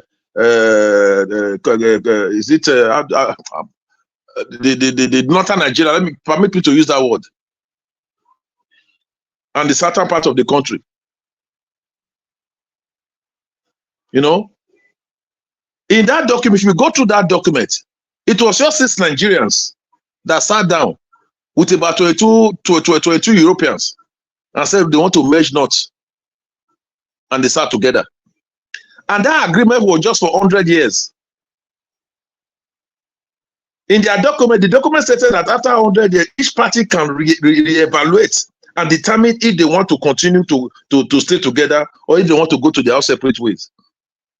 So by law, if we have to go by that edit, or if we have to go by law, that edit expired in 2014. 2014, because it was signed in 1914. So by 2014, that edit has expired. If our forefathers, they agreed that after 100 years, we should come back and review. Have they reviewed? See, now, no review has been done. We begin to say Nigerians were one. How are we one? How are we one? If you cross over Niger and go to the other part of the country, you begin to wonder, how are we one? We're not living in a time where we see many humans, but not enough humanity. We're living in a time where the rich has more rooms than the children, while the poor have more children than rooms. People are not, oh God, sometimes Nigerian problem, when you are discussing it, you don't even know where to start from, where to end. We don't know where to start, where to end. But the only thing I still believe, we shouldn't lose hope. I'm still of the school of thought that prayer can still change things. The reason I said that, I know some people will not want to hear this. In our individual way, we pray to God in our personal matters. When something is bothering our spirit, bothering our heart, we pray to God, we ask God. If we not do that individually, it means we still believe there's a portion in our heart that God can still change things. So when we say we are praying for a nation, when you are praying for a nation, what are you praying for? You are praying that God should bring out leaders with sincere spirits. Leaders that will have that national consciousness. I'm a member of the People's Democratic Party, and I'm proud to be. But most often that if you hear when Peter Obi granted press conference the other day, I was just wondering, why can't Nigerians look at what he was talking that he wants to raise? Is it 2,000 people? 2,000. I can't. Let me paraphrase. People that will seek boreholes. He was talking about the poor. He was talking about agriculture. You know, he was advising the government of the day, appealing to individuals, appealing to the rich, how they can help in industrializing the nation, how they can help to produce pipe-borne water for local communities. There are still some communities that are still going to stream in the 21st century to get water. I'm not surprised if a whole city, one of the oldest cities in the world or in Africa, Benin City, more than 80% are in darkness. So what are we talking about? So please, Nigerians, we should have a rethink. Because when we talk about the politicians, we have to still talk about the electorate. I'm happy it's changing gradually. Because in the field, during election, you see the electorate, and today is our day, now today be our data, today be our market. What is their market? Give us money. Give us money to vote.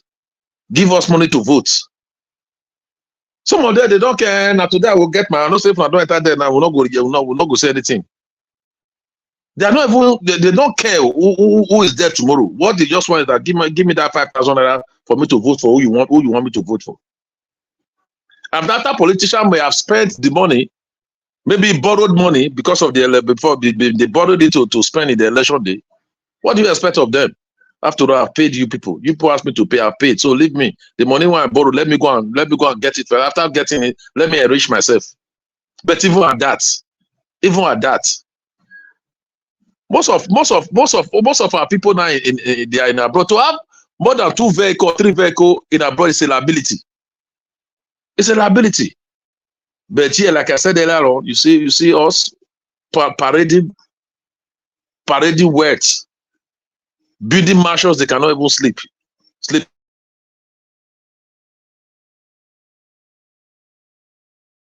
Of hospital that is needed. Rather than doing it, they'll go and carry the money and put in Swiss bank. Carry the money and put in European countries. The money that would have been used, even if you, what I tell people, even if you have the opportunity to steal, you mustn't steal anyway. But if you now steal, that money you stole, you invest it in Nigeria. Rather than investing it, they take the money and go elsewhere.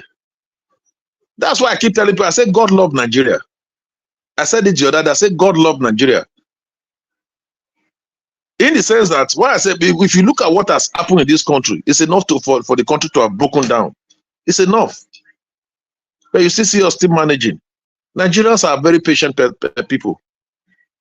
So I want to appeal to every one of us here, listening now. Another election is coming up. A difference in some states in Nigeria, most especially in those states. Let's not use sentiment. Let's not use bitterness. Let's not use hatred for another person.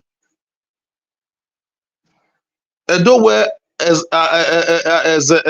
Agboma Amayewon, no matter what, Agbo your man neck boa the separable. You know, I saw more than neck boa.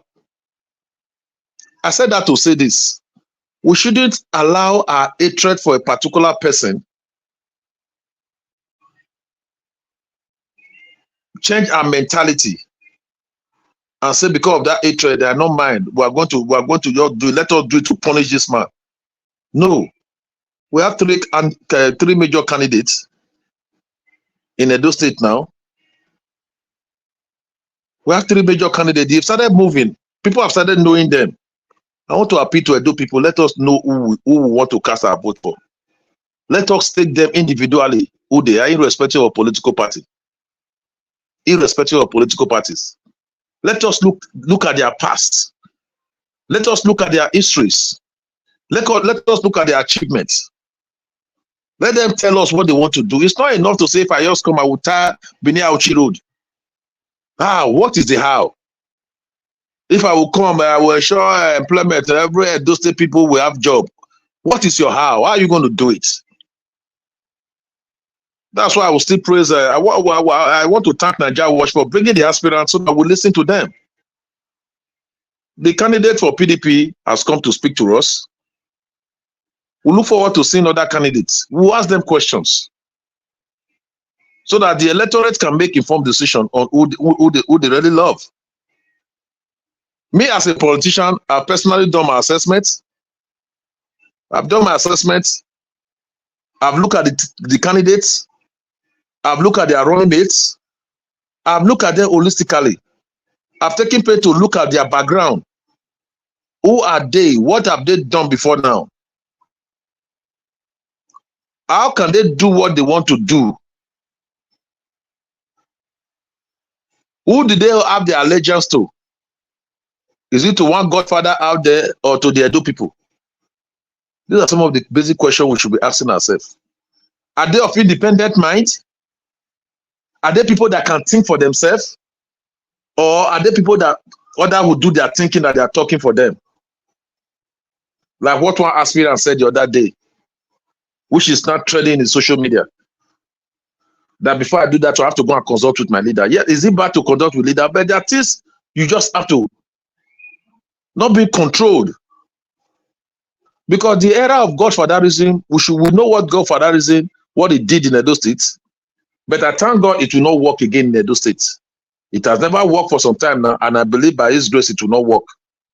So if there's any aspirant who still believe in Godfatherism, I will advise them, the earlier they drop it, the better it is for them. Because those states will not want to hear that at all. Nobody wants to hear that. If you come with your manifesto, you came with your party, your campaign, and we listen to you keenly. We expect you, once you get there, start doing what, set this ground rolling. That's what we expect. Like I was saying, personally, I'm talking not because I'm a member of PDP. I told somebody, I said, if Dr. Aswa Ighodaro was a member of DDA, let me just name any DDA, maybe there's one political party called DDA, I would have on my own mobilized for him without apology to my party. I would have mobilized for him because I need a positive change in Edo State. That's why when he was choosing his running mates, is it that there were other qualified persons who came out who wanted to be deputy governors, who wanted to be the running mate to Aswe? When Aswe was nominated, we were jubilating. We were jubilating. Yes, it is being rumored. I use the word rumor. It is being rumored that the present governor is the one that brought him out. It's a rumor. Yeah, they've known themselves. I told somebody, I said, if I was the governor, looking at the person of Aswa Ighodaro, I will use everything. I will chest him out to bring him out because I know he will deliver. I said, so even if the present governor now discover the type of person he is that is good, that he will be better than him, there's nothing wrong in the governor sponsoring him or say no. This what I couldn't do, this guy can do it. Looking at I'm not missing words. Looking at the pedigree of Aswa Ighodaro, I can hit my chest that it will be far better than Obaseki. It will be far better than Obaseki. And at the time he's doing that, I believe Obaseki will be happy. Because a good leader, you should be happy when you see somebody you brought is better than you. A Birima will say, oh, most my woman, eh? So to me, I see Ighodaro being a better person, a better candidate than every other candidate that is coming up in Edo State. In terms of experience, in terms of connections, in terms of understanding the economy, in terms of wealth of experience, both in the public and the private sector, then let's come to the running mate because your team matters. Who are those you want to work with? Your number one team is your deputy governor. You know, we've never had a good combination like the one we have in PDP. We've never had this type of combination. If you look at all the political parties, look at APC, look at their candidate, look at their running mates. Look at the other political party, Labour, look at the candidate, look at their running mates. And look at PDP, the candidate, look at the PDP's, the candidate, look at the candidate's running mates. Anybody that has been in Edo State, you've been in Edo State, you understand the governance, the running of Edo State, you know who Barrister Osaoje Oge is. It's a man of few words, but a man of action. It's a man that is loved by Edo South, by Edo State generally. It's loved, liquid love. And it's a man that listens. And that should be one of the good ethics of a leader. There are some of our leaders in Edo South, you can't enter their compound.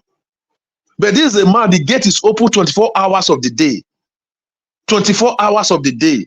Go there anytime. He's willing to listen to you. Today, Saturday, the house was as if it was a carnival. The office, the same way, is open. I've happened to serve in different administrations. I've never seen the office of anybody. The office of the SLG has opened than the way the Osaoje Oge. When I say open as in open.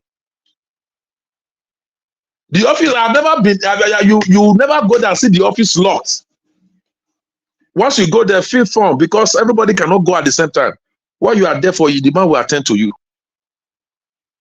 The area he needs to refer you to other ministry, he will refer you objectively. Is it his house?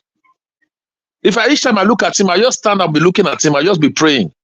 So what type of heart do this man have? Being willing to pay school fees to those that cannot pay school fees, giving scholarship to a lot of persons. These are people I know. Widow will cry to him. He is ready to listen at all time. During December, oh wow! During December,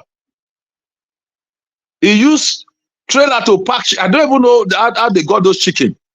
Anybody, if you cannot afford chicken for Christmas, come to Saudion's house. Just queue. Once you get to your turn, you are giving but bag of rice. That chicken they take capture the gullible ones at those states now. No. Let me tell you something. Naija was there's hunger in the land. Problem. No, there's hunger in the land. There are some people that day. If you don't see people that really need something, you know why I'm saying it. Yeah, to you, what is chicken? To you, there were people during that December. They don't have the means to even celebrate Christmas. Don't just chicken. So if we have somebody who can do that, it should be commendable. And administratively, is sound. When it's administratively, is sound. He has served in different capacity. All administration they want him. It's an asset. If you are close to it, you understand what I'm saying to you. Osaojo is an asset to Edo State. Osaojo is an asset. And to me, it's an asset to Aswa Egodaro. So if you look at both of them, to me, both of them, the combination of both of them will take Edo State to the next level. I want to leave Nigeria because Nigeria problem was sometimes I just wonder where I will go to take it from. So let me restrict my talk to Edo State now. So we don't want Edo State people that will take us backward, or those that will come and be experimenting, who do not have to come and be experimenting. No. We want people that will come and just set the ball rolling instantly. Because there's a popular saying that says, no time to waste time. You want to introduce Agberuism into Edo State government again? Look at the sanity we are enjoying now. Before, you cannot drive through Ring Road. There's sanity. There's sanity in governance. If you go to government house before now, you know what you see in government house. But today, you see sanity in government house. You see sanity in civil service. Yeah, Obaseki may not have done all what we needed. But what he has done, we need somebody that will build on it. We need somebody that will be able to build on the good ones. The one he didn't do well. Yeah, because there are some area the government of the day didn't perform up to expectation of the people, Edo people. We cannot take that out. But there are some area we'll give him 100%. There are some area they will say, no, you did come up to 20%. But this area has been identified by Aswa Egodaro. And he has promised Edo people, the area you feel he has not done well, we will build on it and do better. The area he has done well, we will build on it and make it better. That is governance. Governance is continuity. That's what has helped Lagos State. Not when a new government will just come overnight. Tomorrow say, no, it was this past administration that started road A and B. He didn't finish it. No, I won't do it. Let me go and start my own road. Before you know it, that road is abandoned. There should be continuity. Somebody sent me a video, a video of a video, I don't know, a woman sent me privately, a video of I think Otete area, the erosion there. He was shouting, calling me, please talk to, I know you are PDP man. Go and talk to your governor. They've abandoned us in Otete. Look at my mother. He showed me video. It pains me. It pains my heart when I was seeing those videos. How erosion has taken over those areas. But I wish I could call the woman. I said, but if you look at the drainage system that is being constructed, yeah, it's not completed. It's ongoing. We need governments that will continue it. There's nothing Obaseki can do now because it's a massive gully area. And the construction of those gutters is massive. Within the few months remaining, there's no way it can continue it. So we need somebody who has been in the system, who understands the system, so that those areas can be done. We don't want that place to be abandoned. If it's abandoned, automatically the people in that area, you are pushing them off totally. Because the way it is now, yeah, the government meant well. by digging those gutter. They met well. The government met well. Although it's not completed, it's ongoing. And the other day, I saw a video of somebody showed a video. I don't know how true that video is. He said 19th Street, because I remember I visited 19th Street. I didn't really see that. But I don't want to argue anything. The person show a video of 19th Street filled with erosion. He said it's the gutter. But you know, Benin City is a flat land. Benin City is a flat land. For you to be able to do any meaningful construction, road construction in Benin City, you must first of all do gutters. And Benin, that's why I say appreciate what Bermuda is doing along the Benin Lagos Road, the city gutters, removing debris. Our people, you see them during rain, when it's raining, you see them packing their dirt from their house, pour it inside the rain, pour it inside the gutter. You see that some of these gutters, they are not filled up with debris. They are not covered. I was so pleased when the chairman of a local government employed a lot of persons. They started deseating gutters so that the water can flow easily. So I want to still use this opportunity to educate people. Please, we are not to be good people. We are not to be hospitable. Let us add neatness to it. Because sometimes when you travel out of the city, when you're just coming, it looks as if you're entering into a big village. So let us help ourselves. We can still help ourselves. As the government is doing this, we can still help ourselves. So like I was saying, Benin City is a flat land. For you to do any meaningful project road in Benin City, there have to be gutters. And there's no way you can construct road. When you're in road construction, the first thing you do is gutters. You cannot go and do the tar road before doing gutter. You have to do the gutter before the tar road. For example, what is happening in Owina Iwotubu Road now? They are trying to deseed the former gutter, condemn it, and digging another gutter. Something's already happening there now. So people say they should come and just start the road. No, if you start the road without gutter, the road will collapse. So I know people, please, let's be patient. I believe a better administration is coming. When Jesus Christ was living, he said, I will send you another person of my kind. He said, the Holy Spirit. He said, the Holy Spirit, who will be better? He said, another person of my kind. That's the same thing that is happening. In few months time, the administration for Obaseki will be rounding up. We must of necessity bring in somebody that can continue the good legacy of Godwin Obaseki and improve on the area which some people deem or some people feel he has failed in this area. I believe Obaseki, he has been moving. He has heard a lot of persons speak. And he's a listening person. That's one good thing I like about him. He has promised us that there are areas he needs to really improve on. So I want to appeal to Nigerians, Edo State, let's not use hatred. If you see the way some people talk, you know there's hatred, there's bitterness. Some are personal. So I want to appeal, let's not use hatred or personal matter to be vindictive. Rather, let's look at these candidates on merit. Look at their candidates, both the governorship candidate and the deputy governorship candidate. Not people that will come and be fighting, not people that will come and be instigating violence, people that can bring their wealth of experience to build Edo State, people that are accessible, people you can meet and talk with, people that have the vast experience, people that have excelled in their various fields. There's one debate that's still going on. And that thing is a question we must ask ourselves. Somebody asked the question, people have been asking that question. If you have a personal company, a company of your home, and you want somebody to come and manage the company, Aswa Godaro is there, Modokpavolo is there, Akpata is there. Who among these three persons will you employ to manage your personal business? It's a fundamental question. If you feel Aswa will be better manager, they still look at it that it will be better manager in running the state. You see some people say personal business is different from government. If it's personal business, I will appoint Aswa. So I want to appeal to every one of us listening to me now. Let us get it right. Let's join up together to support Aswa Ighodalo and Barrister Osaodogi as his running mate, to be the next governor and deputy governor, to be sworn in come November 11th this year. 21st of this month, of September, is going to be the election.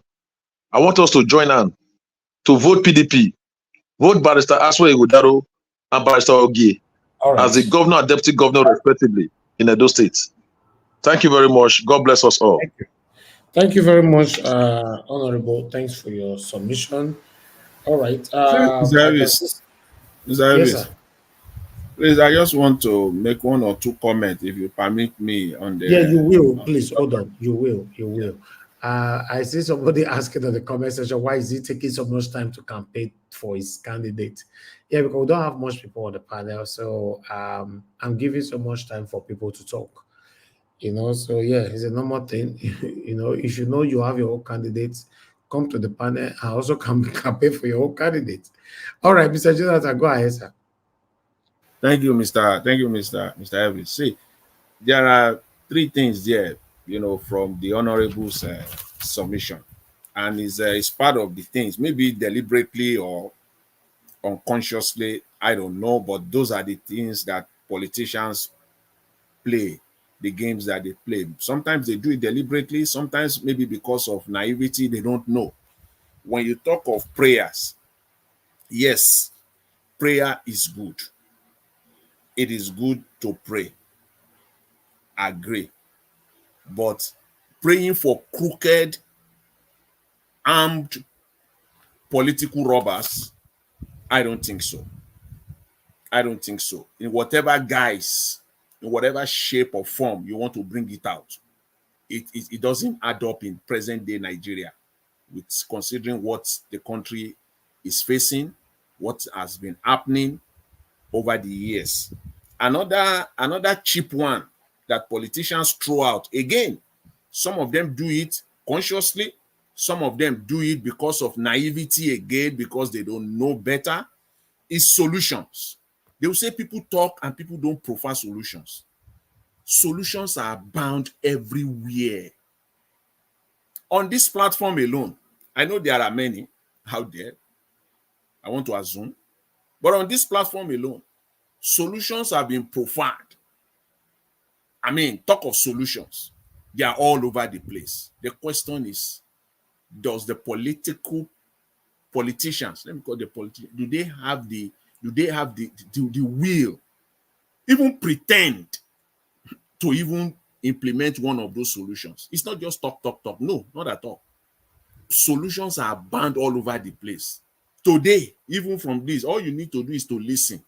Solutions are already there.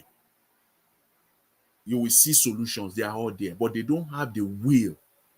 They are not interested because of what is in it for them. Those solutions will work against them. So solutions are there. The third one, again, I will put it again, it's still the same, on the same issue. Politicians do it again because of maybe they don't know. Some of them do it deliberately. They will say Nigerians are part of the problem. The civil service or civil servants are part of the problem.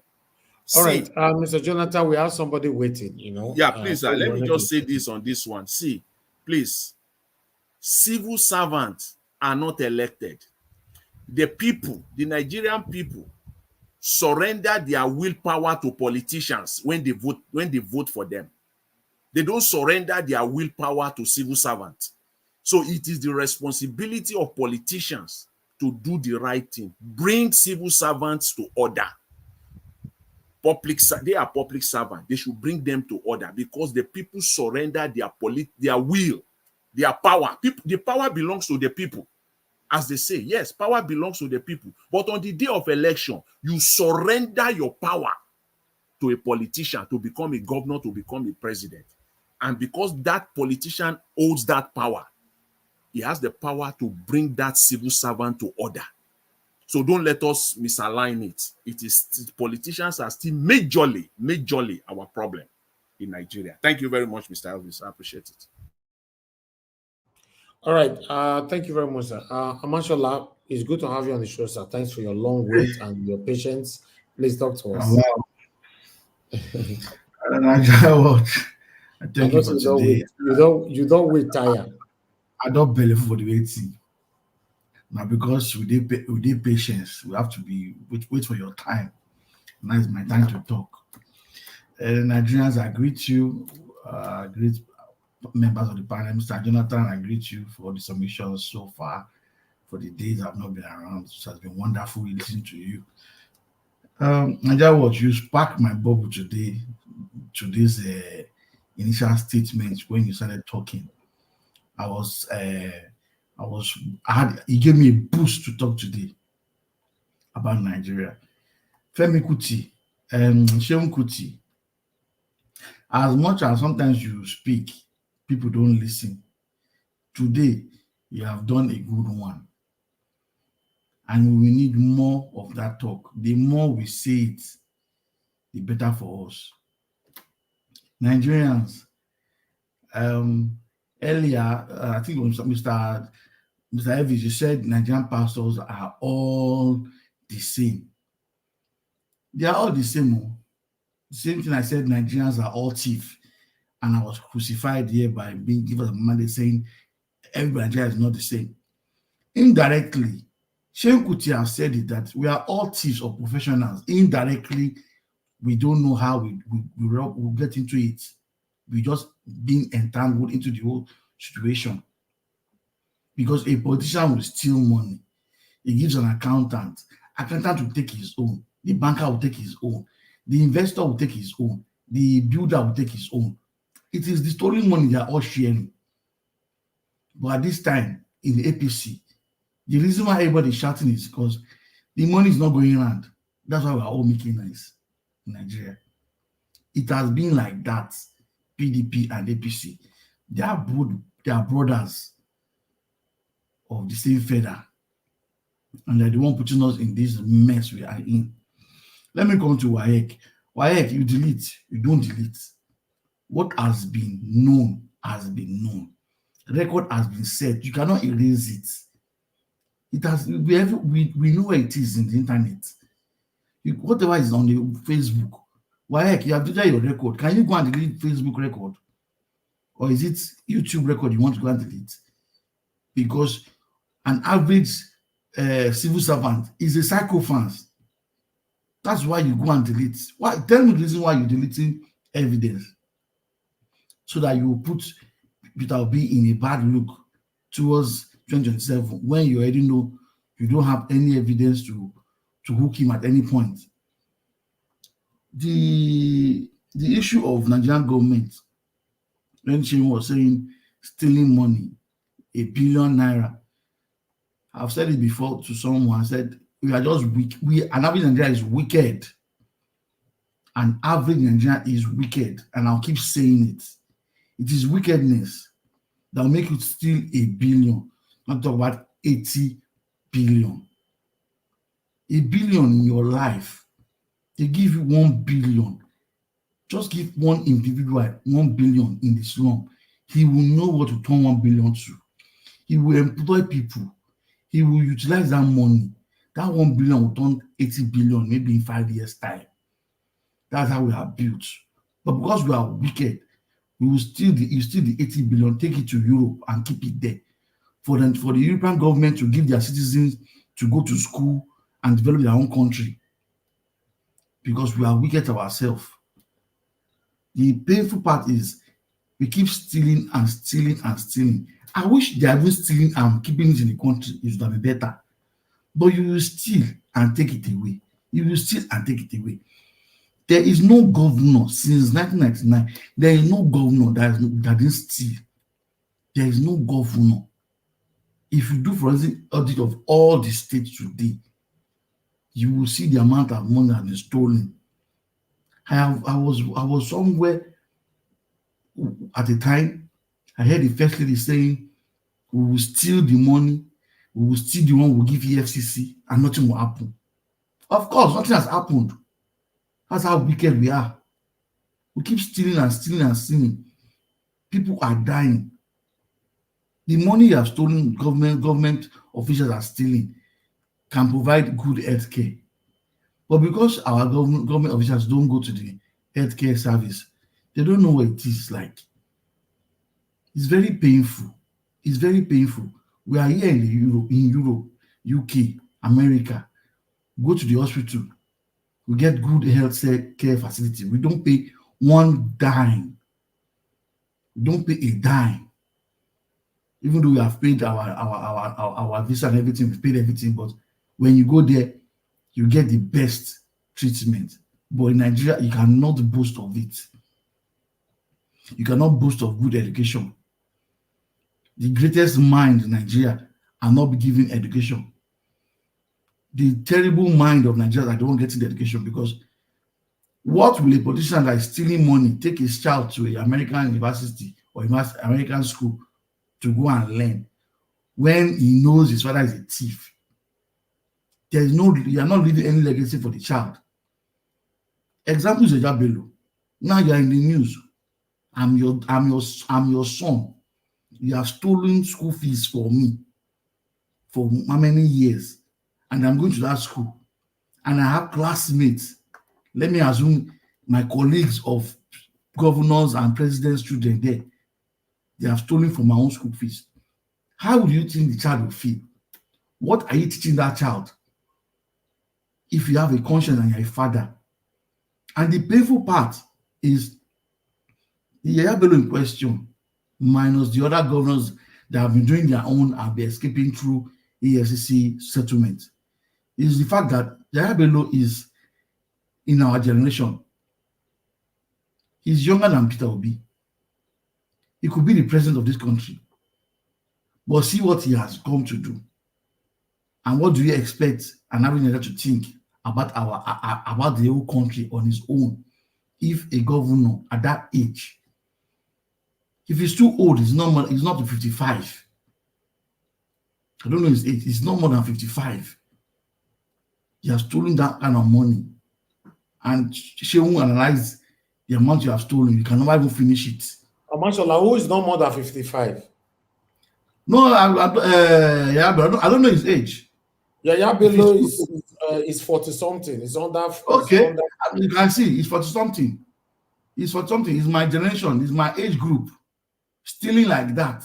How can you finish that money you have stolen? If you have a newborn baby today, there's no way a newborn baby can live more than 130 years. If this baby was spending 1 million every day, that you see they will say, I can say that Nigerian politicians, the good ones and the bad ones. The good ones, when we say they are bad, the good ones in your conscience.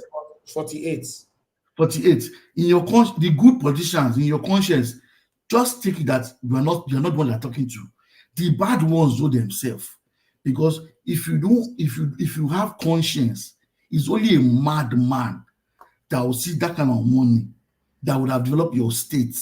If you had put 80 billion into that state, by now, a lot of people will be running to Kogi State to find jobs. You will have developed factories, developed things you have solid minerals in your state that you have developed. And by now, there'll be companies rushing down. Countries outside there, investors will come to your state and invest because you have 80 billion. But your wickedness, you took it out. Former governor of Kano, same thing. Dan Duja, what's his name? Gandola is his nickname. APC former chairman. Same stealing.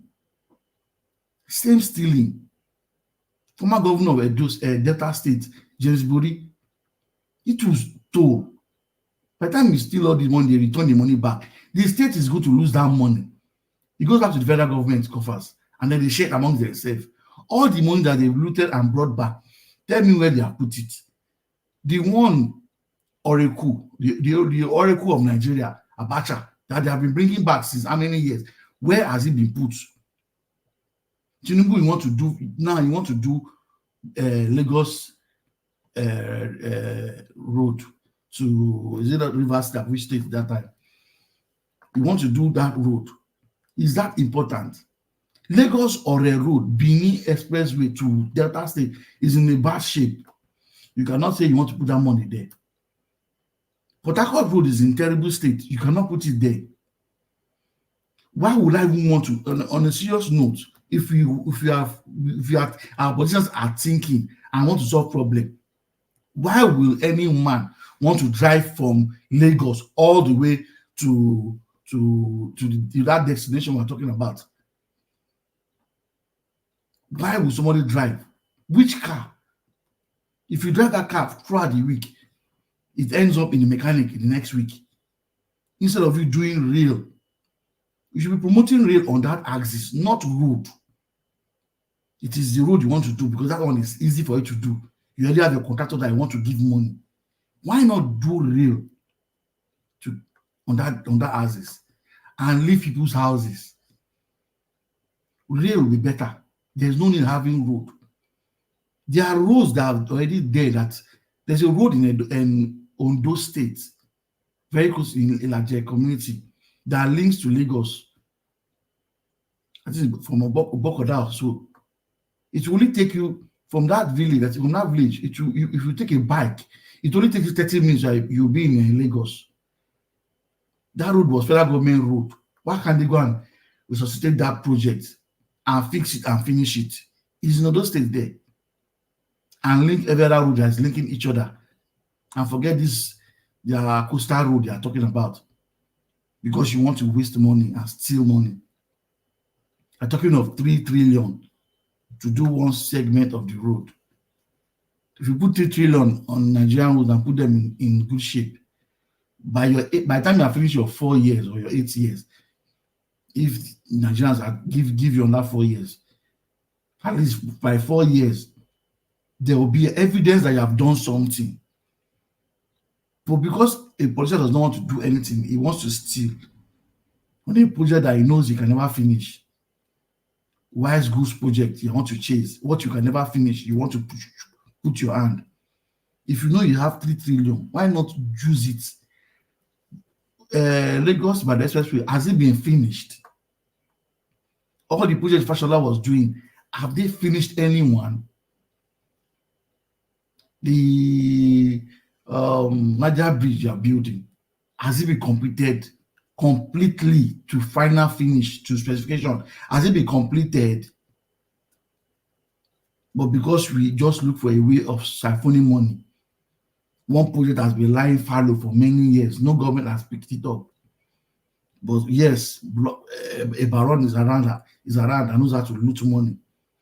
That's the first project they are picking up to go and do. Because your colleague that will help you steal, you have the company that will help you to steal it. Which road you want to do? The road is not, it won't give us any benefit.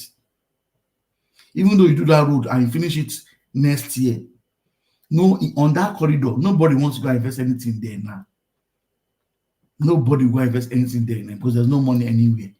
It is when there's lights, there's infrastructure. We cannot talk about that. If you do a road there, good. You should have factories along that road. But where is the power to run factories? You have not done that one. You want to do a road. Nigerian government is just a painful part. Our pastors, Mr. Elvis, you really blast them. These are our pastors, our demonic pastors. I was watching one video yesterday. It said you have 4 types of pastors. The ones that use magic, the ones that use Babalawo power, the ones that use voodoo power, and the ones that use psychology. We have 4 types of pastors, and those are the ones, fake pastors we have in Nigeria. And the majority of the ones are the ones that use psychology. The winners, and they redeem them. That means that Joseph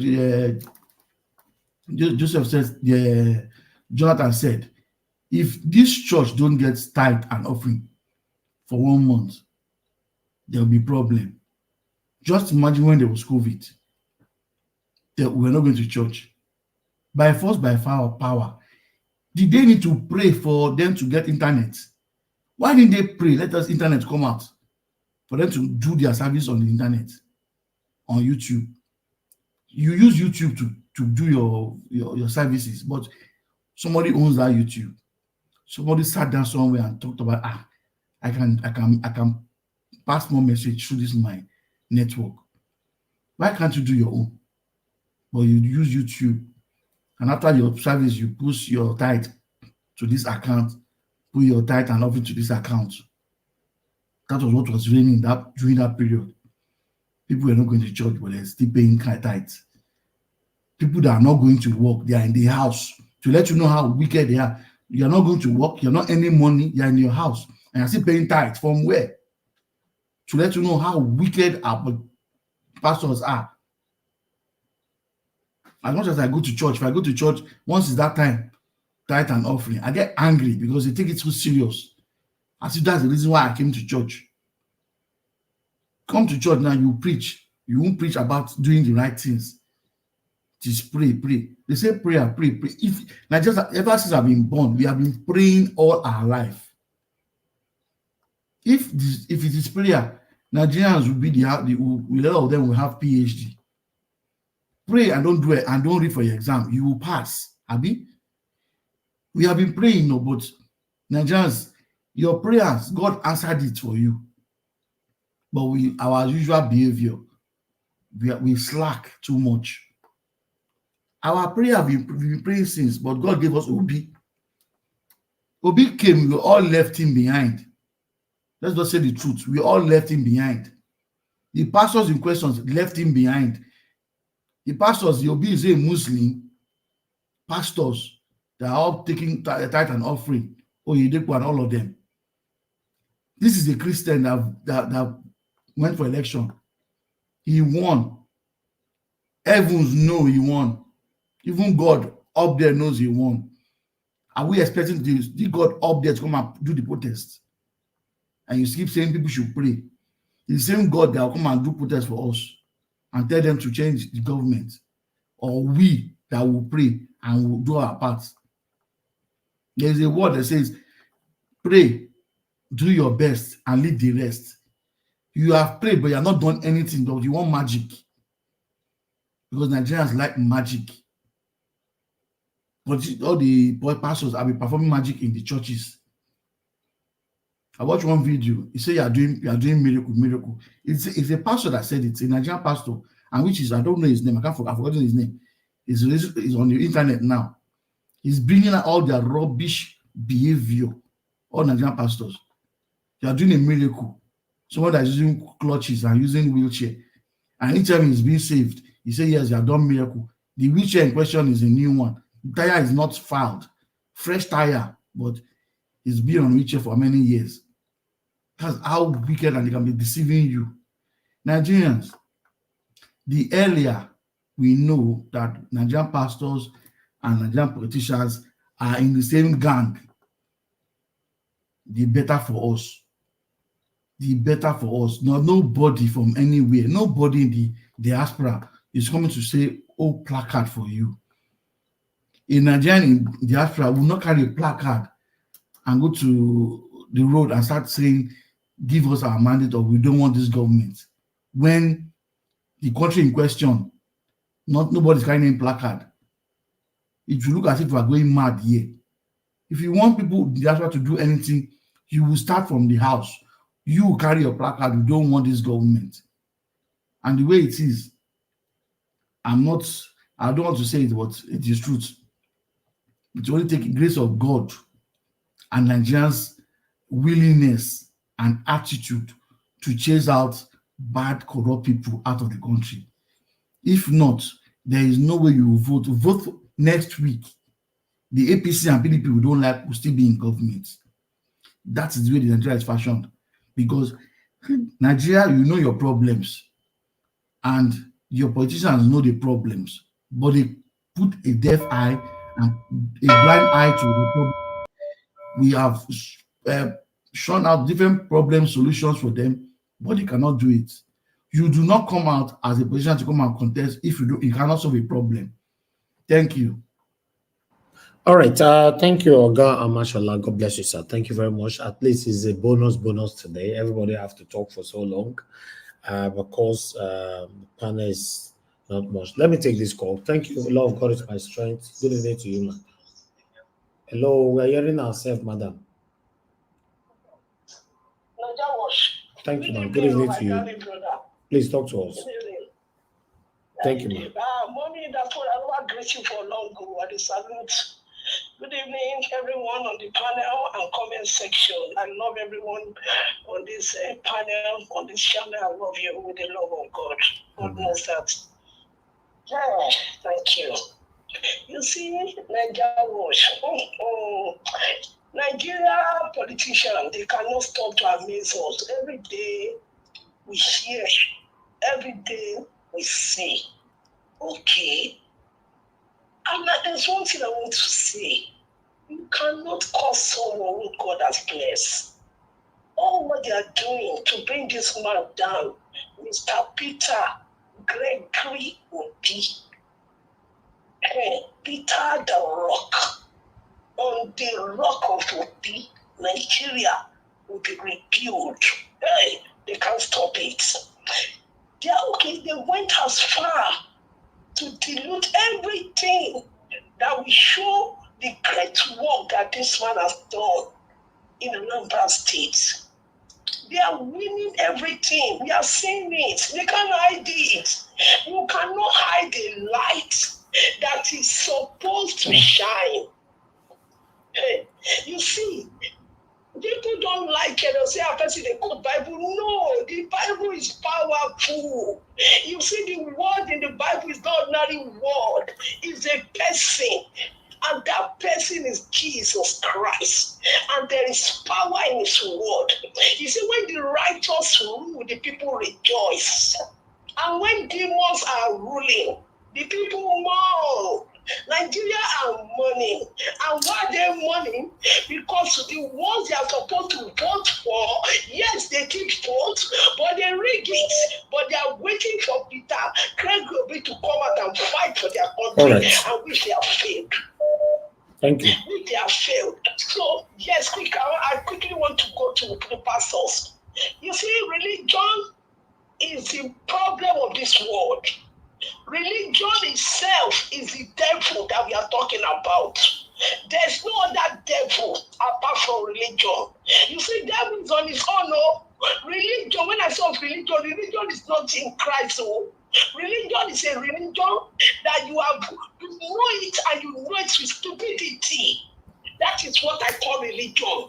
That you will see a man like you and worship that man. It's religion and it's devil. So I don't have more time to talk. I'll say thank you for allowing me. God bless you. Amen. Thank you, man. Thank you. Yeah.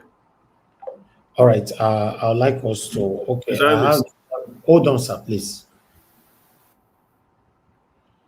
Thank you, Madam Sayi, for calling in. Good evening to you, ma'am. Please, you have two. Hello. Thank you very much. Good evening to you. You have 2 minutes. 2 minutes. Thank you, ma'am. Talk to us. Yeah. Oh my God. Sorry. Go ahead. Hello. What I wanted to talk about is about the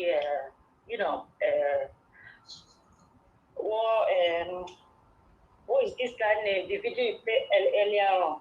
The famous Sheun Kuti. Yeah. You see, everything that guy talked about, they are all true. Nothing but true.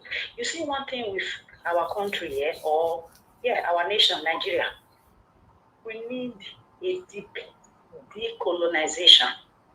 You see, those churches, by the way, my elder brother is a pastor, have a church, but I don't agree.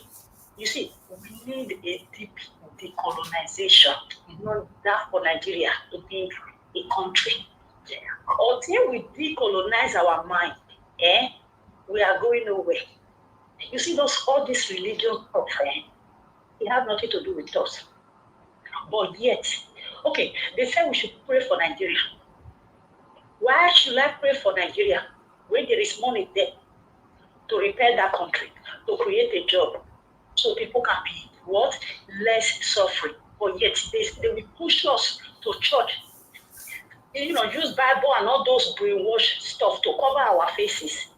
Why? They will bring the whole money back to the UK, to America, to all over everywhere for their immediate family, while we are busy praying church. Then another thing I want to address. You see those gutter all those open gutters in Benin. The new government that is coming in, they will make sure they oh my God. That open gutters, not only they are so dangerous, yeah. If you even think of health and safety, how can you have an open gutters? Firstly, people will pull something, rubber bag, whatever you call it, yeah, then it will block. Okay. Then number two, Please round up. dangerous. Round up. Thank you. My dear brother, oh my God. Anyway, that's all I want to say. Have a good evening. Thank you, ma'am. Thank you, Madam Said. Thank you very much. Let me take another call quickly. Please, everybody, stay within 2 minutes. We have Tony Africa. Thanks, sir, for calling in. Good evening to you. You have 2 minutes. Yes, sir. Honorable, I salute you. I really, I enjoyed your, my name is Tony Africa. That peacemaker at our Nigerian Watch Group, the peacemaker. Now, that made the talk show. Tony Africa. So Honorable, I really enjoyed your submissions. But what do you think about setting up governmental institutions before anything can happen in Edo State and likewise in southern Nigeria? Is Honorable there? If you let him give me some answer. Honorable, are you listening? That how are we going to carry? How is okay? I'm not sure it's close to his mic. Out a good governance in the midst of lack of Okay, lack of can you put it? Can you put it on the comment section so that when he's ready, I'll put it on the screen for him to answer you. Thank you, sir. Okay, let me make I use one more minute. Thank you very much, sir. I already have 1 minute gone. So all those things that he said is very good. Asa Igodalo, I didn't I've never heard of him before, but I know it's brother, a very good man. So that means he must have, he must be coming, from a good family, no doubt. But the system. Can you just imagine? I think I heard one guy was talking about that immunity. Remember, remember that all this we were saying, I've said it before. I said, how can you say that you give somebody immunity? When somebody just stealing money. I mean, the system is not good. So we need a total reboot.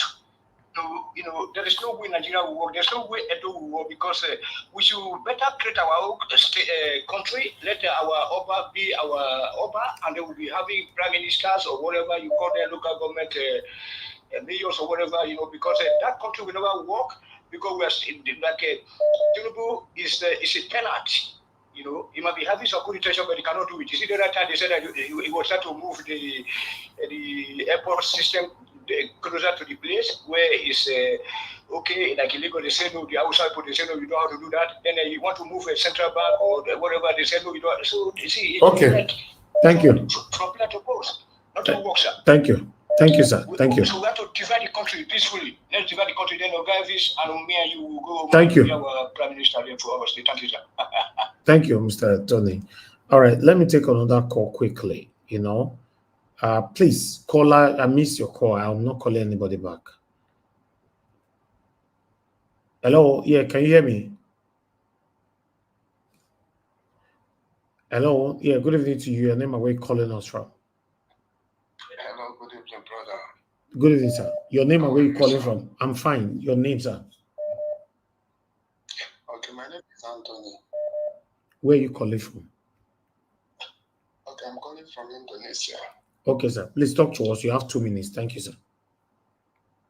Okay, my good people of Edo State, please and please, as you're listening to me, I want you guys to understand that we cannot give PDP, APC chance in Edo State because nobody will do that. I'm sorry to say this. When you see Olumide Akpata, is a man, when you see him speak, you will understand that there's a man who says something and what he said is what he will do without looking at your face, right? We need a governor that will not be loyal to any kind of godfathers. When you ask me about Olumide Akpata, this is a man who handled Nigeria Bar Association. Till tomorrow, my elder brother is a lawyer. is a great APC member serving in Imo State. What I'm telling you now is he's working with the Speaker of Imo State House of Assembly. That is to tell you how great he is, right? But this man said that if he has the opportunity to campaign for Akpata, he will do it because of what Akpata did in MPA. It is not easy for him to handle that MPA. Do you know the meaning of MPA? The whole 36 states of Nigeria, the whole lawyers, he handled it very well. So we need a man that will start something new in Edo State. We don't need people that have been in the power 16 years, 20 years, 24 years. And you are telling me that because they are speaking English that we should listen to them, we should take them as everything they say, we should just take it like that. It doesn't work that way. You cannot tell me that you want to bring change. The change you want to bring, you are part of part of them already. Thank you. You want to bring change. How does it work? Thank you, sir. Thank you so much, bro. God bless you, sir. Thank you very much.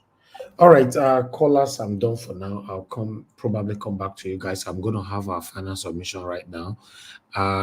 Thank you very much, everybody. I appreciate you all. Yeah, Mr. Odowa, you're just coming in. I'm going to give you 5 minutes to please speak to us. Good evening to you, sir. Then everybody else. Good evening, Mr. Najawash.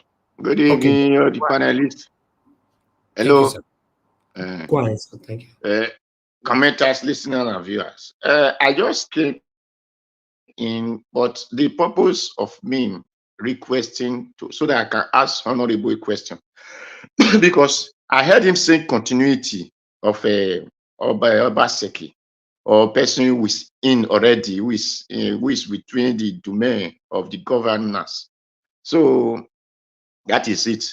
I want him to tell us the gutter that they are even using now to remove water, because I heard him saying they do it's a level land or something like that.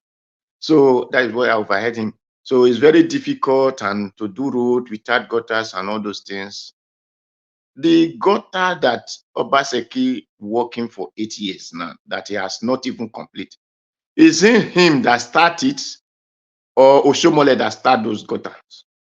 And now, how many years it didn't take people to make a gutter?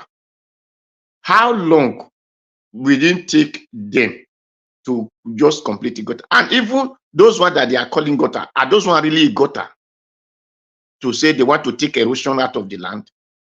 So these are the things that make me say, let me come in so that I can, Honorable can tell us those questions. Or are they purposely doing those things so that they can use it to be campaigning when time can say, we are doing these things? They will not, people will not say, okay, really, let us go and vote them. Then they will not delay what they're not supposed to take 2 months. They will not use 8 years to do it. And that was how they leave Saple Road. There's a road that when I'm here, when I enter Italy, when any road have a spot, we will go and patch it. It will not take us more than 2 hours. They will not leave it, the road to damage, and it will not damage for many years before they will say they are seeing those things. So I want them to tell us they purposely leaving those things or delaying it so that they can use it to campaign. So that is the reason. Thank you.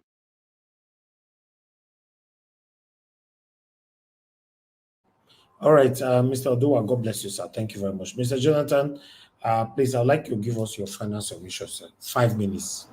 Thank you. Thank you very much, Mr. Harris, to all the panelists. Mr. Harris, let me use this opportunity to ask, because they say ask and it shall be given. And because you also said that today is a bonus, I want to ask tomorrow, please, you give me time. I have only 2 questions for Barrister Akpata. Please, I want to ask for that today, that I get that opportunity to ask him 2 questions. Yeah, so but if you can be able to do 2 in 1 and minimize the duration of your question, I don't think there's a... Actually, is it possible that if you respond to 1 question, then I'll be able to ask him the next? Because if I put the 2 together in 1, it will not be fair, it will not be fair to him, because he might even miss some of the purpose of the question.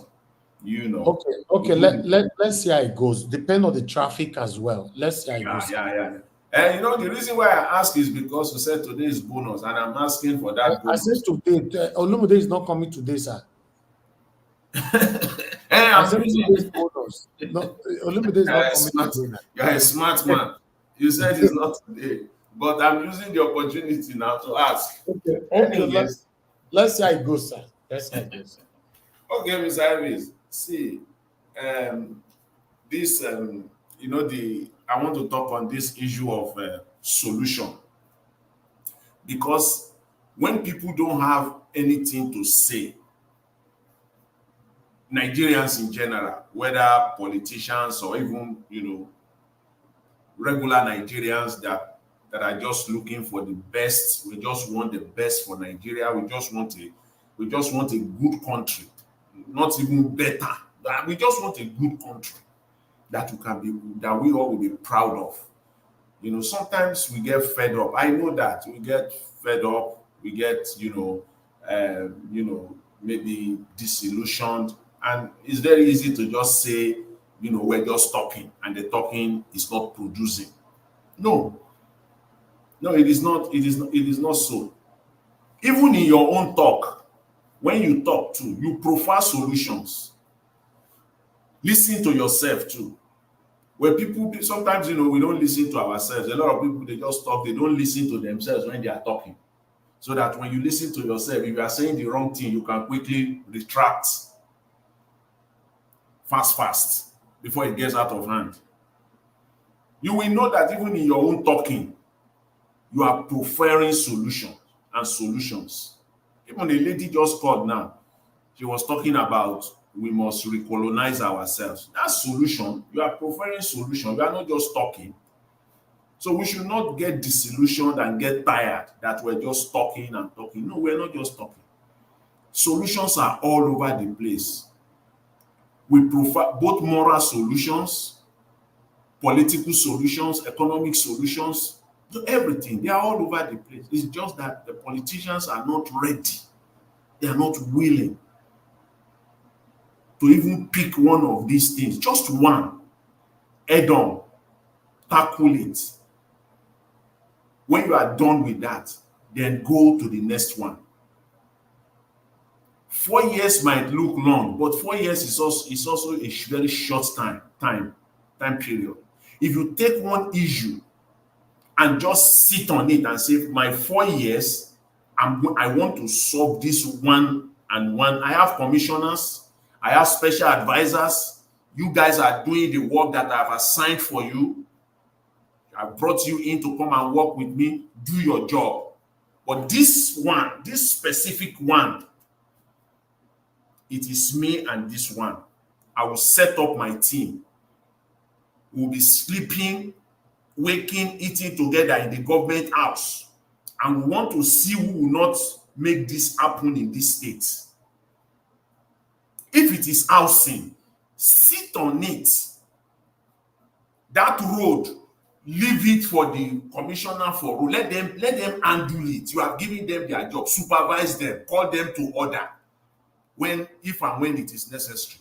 But this one, if it is education, this education, it is me and this education problem in this state. These 4 years, I will set up my team. We will sleep, we will wake, we will eat together in this government house, in this state, and we will see who will not make it happen. We will see the politician, the contractor that will not make it happen. Is it teachers? Is it going to be the principals, permanent secretary of Ministry of Education, directors of the Ministry of Education? Are they the one that will sabotage my work here in this education team? It is fire for fire. Primary school must be standard in this state. Primary school must, by the end of my 4 years, every commissioner, if you still have children of primary school age, if you want to work with me, your children must be attending public primary school in this state. If not, you are not. That should be one of the criteria for you to be appointed a public servant, an advisor, a commissioner. These are the ways to do it. So this is one advice. So people should not hide. You know, when I hear that thing, it makes me to spark a lot. And we're just talking. No solutions. This is one solution. Add to it. Make it better. Look into it. That is how we can move Nigeria forward, one step at a time. Thank you very much, Mr. Elvis. I really appreciate it. Thanks to everyone. Yes, Mr. Jonathan, God bless you. Thank you very much. Because they are wicked, they are selfish, they are satanic. That's why they only care about their children, use the public fund to look after themselves. That's all. You know, just imagine paying the school fees in advance. That one I would call surplus. Surplus. Honorable Sam, please give us your final submission, 5 minutes, if you're there. Okay, Honorable Sam, we've called you so many times now. You are not there, so I think we should move on. Mr. Odua, please give us your final submission. 5 minutes, and let's round up, sir. Okay, thank you. Thank you. For me, what I'm saying is good. We choose, everybody have a choice, but PDP, APC is not a choice at all, because they purposely delaying and they purposely make the country miserable for people so that they can use it to campaign as the next time for people to believe that they have them in their heart. It is only PDP in Edo State they were telling our mother, when we buy this position, well, they ask work for us, they told them, do they not share onions to you? Do they not share cloth to you? Do they not share rice to you? If it did not get to you, that means your next neighbor was the one that ate your own. So it is PDP, we get it in Edo State. So the APC came and said they are the next level. Then they make sure that nobody can go to farm, nobody can do anything again. You cannot travel, you will be scared. So that is what the next level of APC. And now the PDP enter and say, they are the Democrat. Now what we see is devil crying. Instead of the Democrat, we are not seeing devil crying in the state. So even having problem with our most reverend in the state. So, and no good, although people said they work, but me, I did not see work that they did. They destroyed library instead of them to go and create a new city. The one where they built, they started destroying them. And where there are villages for them to go and develop, they did not develop one, the old one that we were before. They were now using our money to destroy it again. So those are what we are seeing in the hands of PDP. And while here the country I live, they always go and develop the new area so that people will face that place and it become a better place for people to live. So, but our own, so I never really know. But what I will advise anybody, let all of them to come and talk to us, then for we to know who we will focus on. Thank you. That is for me. But now they have not come to address themselves or address the public. So I cannot choose any candidate. Thank you. Thank you very much, Mr. Odua. It's good that you came in to put in your voice to this broadcast. I appreciate every one of you today. We've come to the end of this broadcast. Yes, 3 hours, 20 minutes still counting. Yeah, that's fair. On the weekend, that's very, very fair. I want to appreciate you, Mr. Jonathan Kingsley. Thank you very much, sir, for all you do. Thank you very much, Honorable Sam. Thank you very much. Thank you, Mr. Odua. Thanks, Mashallah. Abdul, you tried coming in, but I don't know, your network kept failing and all that. But still, tomorrow is another day. As you all know, that we have Labour Party governorship candidate, Barrister Olumide Akpata Osagbovo, will be joining us tomorrow by 7 p.m.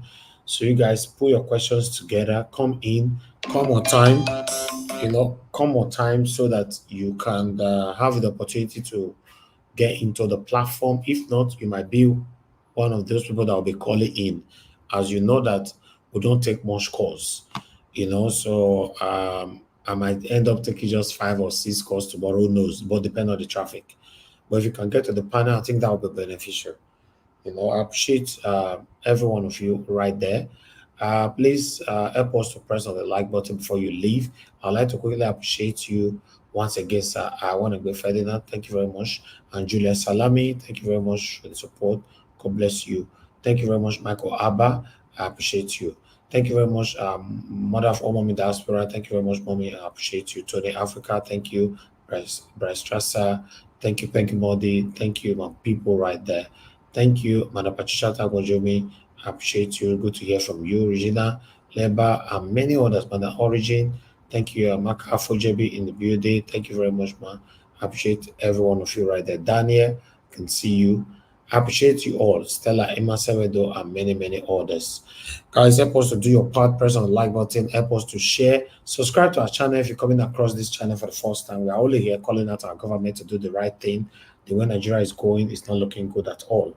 We are calling anybody. We are calling everybody out. We are calling everybody out because we can't continue like this anymore. I appreciate you all, my people. Now God bless you. Now I'll see you guys again tomorrow, 6 p.m. Nigerian time, but 7 p.m. Barrister Olumide Akpata will be joining us so that we can ask him questions. Sir, You are almost hitting the 100,000 mark. It's like maybe a few hundreds. Exactly. We are close. We are very close. Okay. So we are looking forward to celebrating that together here. It's been a long journey. By God's grace, we're celebrating it together here by God's grace. Thank you very much, my wonderful people. Thank you, Oga Jonathan, for bringing that on. And God bless you, all my people. I'll see you guys again tomorrow by God's grace so that we can take it from where we stop. Have a good night and bye for now. No more bad government in Nigeria. Nigeria what? The only media that have been consistent speaking against the bad government and for the purpose for reformers. Nigeria what?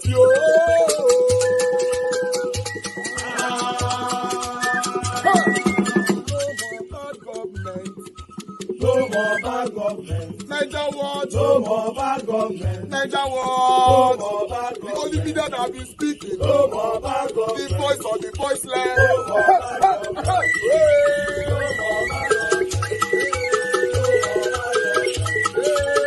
more bad government.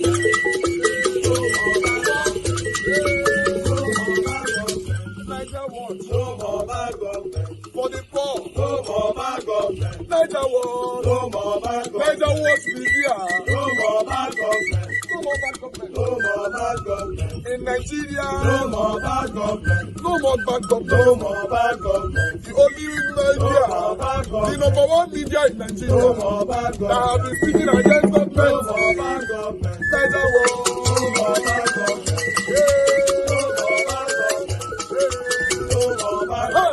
Nigeria what The voice of the voiceless. The voice of the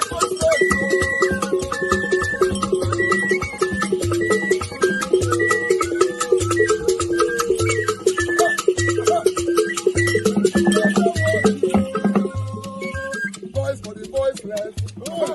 Voice for the voiceless. Nigeria what media. Voice for the voiceless. Nigeria watch media. The only media that have been speaking against bad government. Being consistency since 1944. Voice for the voiceless. Voice for the voiceless. Umuwame. Voice for the voiceless. Umuwame. Voice for the voiceless. Voice for the voiceless. Voice for the voiceless. Voice for the voiceless. Voice for the voiceless. Voice for the voiceless. Nigeria watch you. We have been seeing all you guys have been doing, and we recommend them to everyone in Nigeria, saying